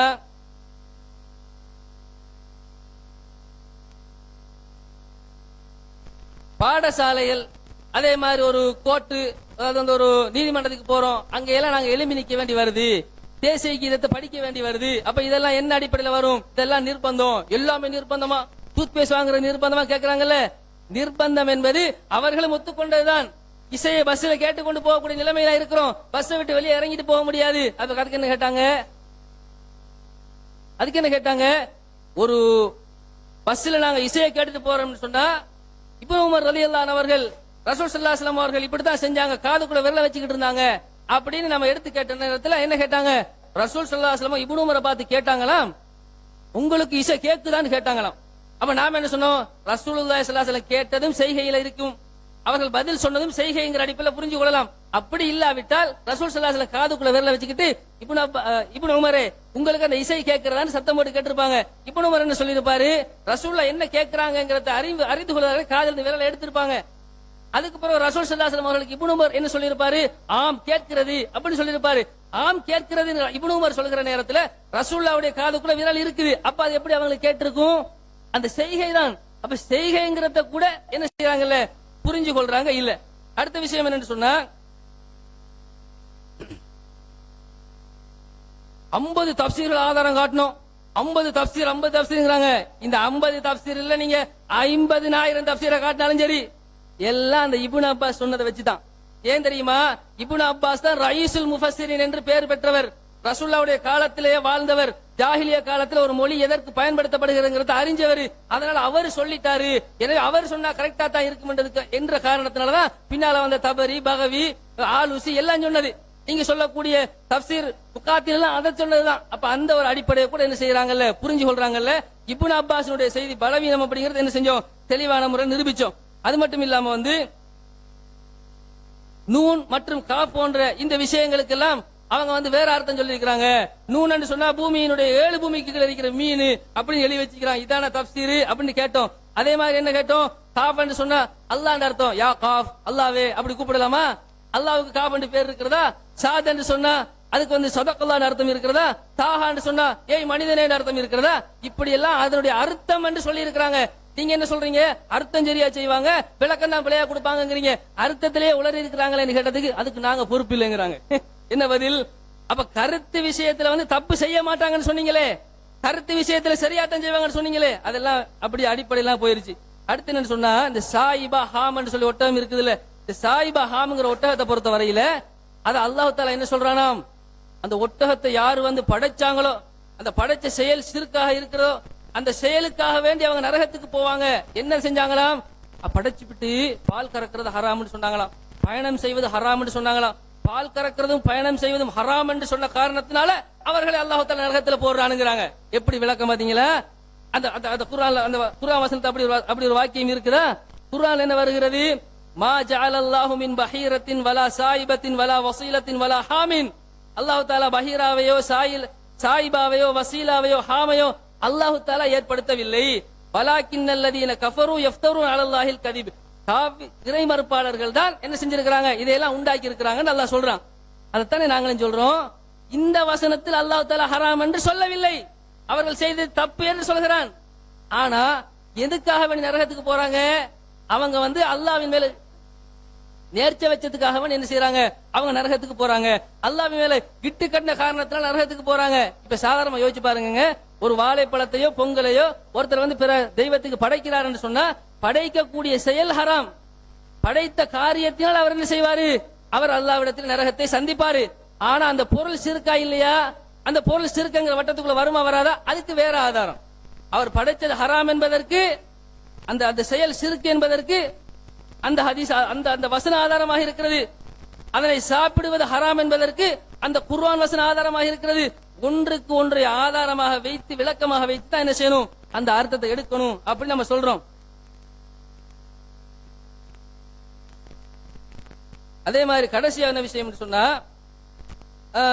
நாங்க வந்துட்டு ஆதாரம் மட்டும் கேட்டோம் இவங்கள்ட்ட, இப்னு அப்பாஸ் சம்பந்தமான ஆதாரத்தை கேட்டோம். சாஃப்ட் காப்பி தருவோம்னு சொன்னாங்க, எங்களுடைய கையில என்ன செய்யல, தரல. அப்ப இவ்வளவுதான் அவங்களுடைய அடிப்படைங்கிறத நீங்க என்ன செய்யணும், புரிஞ்சு கொள்ளணும். அதே மாதிரி நீங்கள் நேர்மையானவர்கள், இதுக்கு முன்னால இருந்த ஜமாத்துல நேர்மையா தான் நடந்தீங்கன்னு ஒரு கருத்து பில்டப் கொடுத்தீங்க. ஆனால் நீங்கள் கர்கதி என்ற ஹதீஸை மறுக்கிற விஷயத்துல பிஜேவை தக்லீது பண்ணித்தான் மறுத்தீர்கள். தவிர பிஜே மறுக்காமல் நீங்கள் மறுக்கவில்லை. இல்லை என்றால் சத்தியம் பண்ணுங்கள் என்று கேட்டோம். அவருக்கு சந்தர்ப்பம் இருந்தது, சத்தியம் கூட பண்ணவில்லை, ஆதாரம் தரவில்லை. இவர்கள் சத்தியத்திலேயே இல்லை என்பதற்கு அல்ஹம்துலில்லாஹ் மிகப்பெரிய ஒரு ஒரு சான்றாக இந்த விவாதம் மாறி இருக்கிறது. அன்புக்குரிய சகோதரர்களே, அதோடு சேர்த்து கடவுளுக்கு முன்னால் படைக்கிற விஷயத்துல சரி, உணவு சம்பந்தப்பட்ட விஷயத்திலாவது இவங்க உணவு மெயினா உணவு அதிலையாவது பிஜே ஆரம்பத்தில் உணவு விஷயத்துல ஹராம், மொத்தமா உணவு எதெல்லாம் படைக்கப்படும் அதெல்லாம் ஹராம். அந்த வகையில் அதுல வந்து பிராணியை தவிர மற்றதெல்லாம் வந்து சாப்பிடலாம், அதை வந்து அனுமதி இருக்கிறது ஏதாவது சொன்னாங்களா? அந்த விஷயத்துல மற்ற வகையில விடுங்க, உணவு விஷயத்துல அப்ப அந்த பிராணி மத்த வகையெல்லாம் எல்லாம் சேர்த்த வகையில உணவு விஷயத்துல ஆரம்பத்தில் பிஜே நாங்க ஒரு கருத்துல இருந்தானே, அந்த விஷயத்திலேயாவது ஒரு ஆதாரத்தை நிறுவினார்களா, காட்டினார்களா? ஒன்றுமே கிடையாது. எனவே இந்த சத்தியத்தை பொறுத்த வரைக்கும் இந்த வாதம் கடைசி வரைக்கும் நிலைநாட்டப்பட்டிருக்கிறது.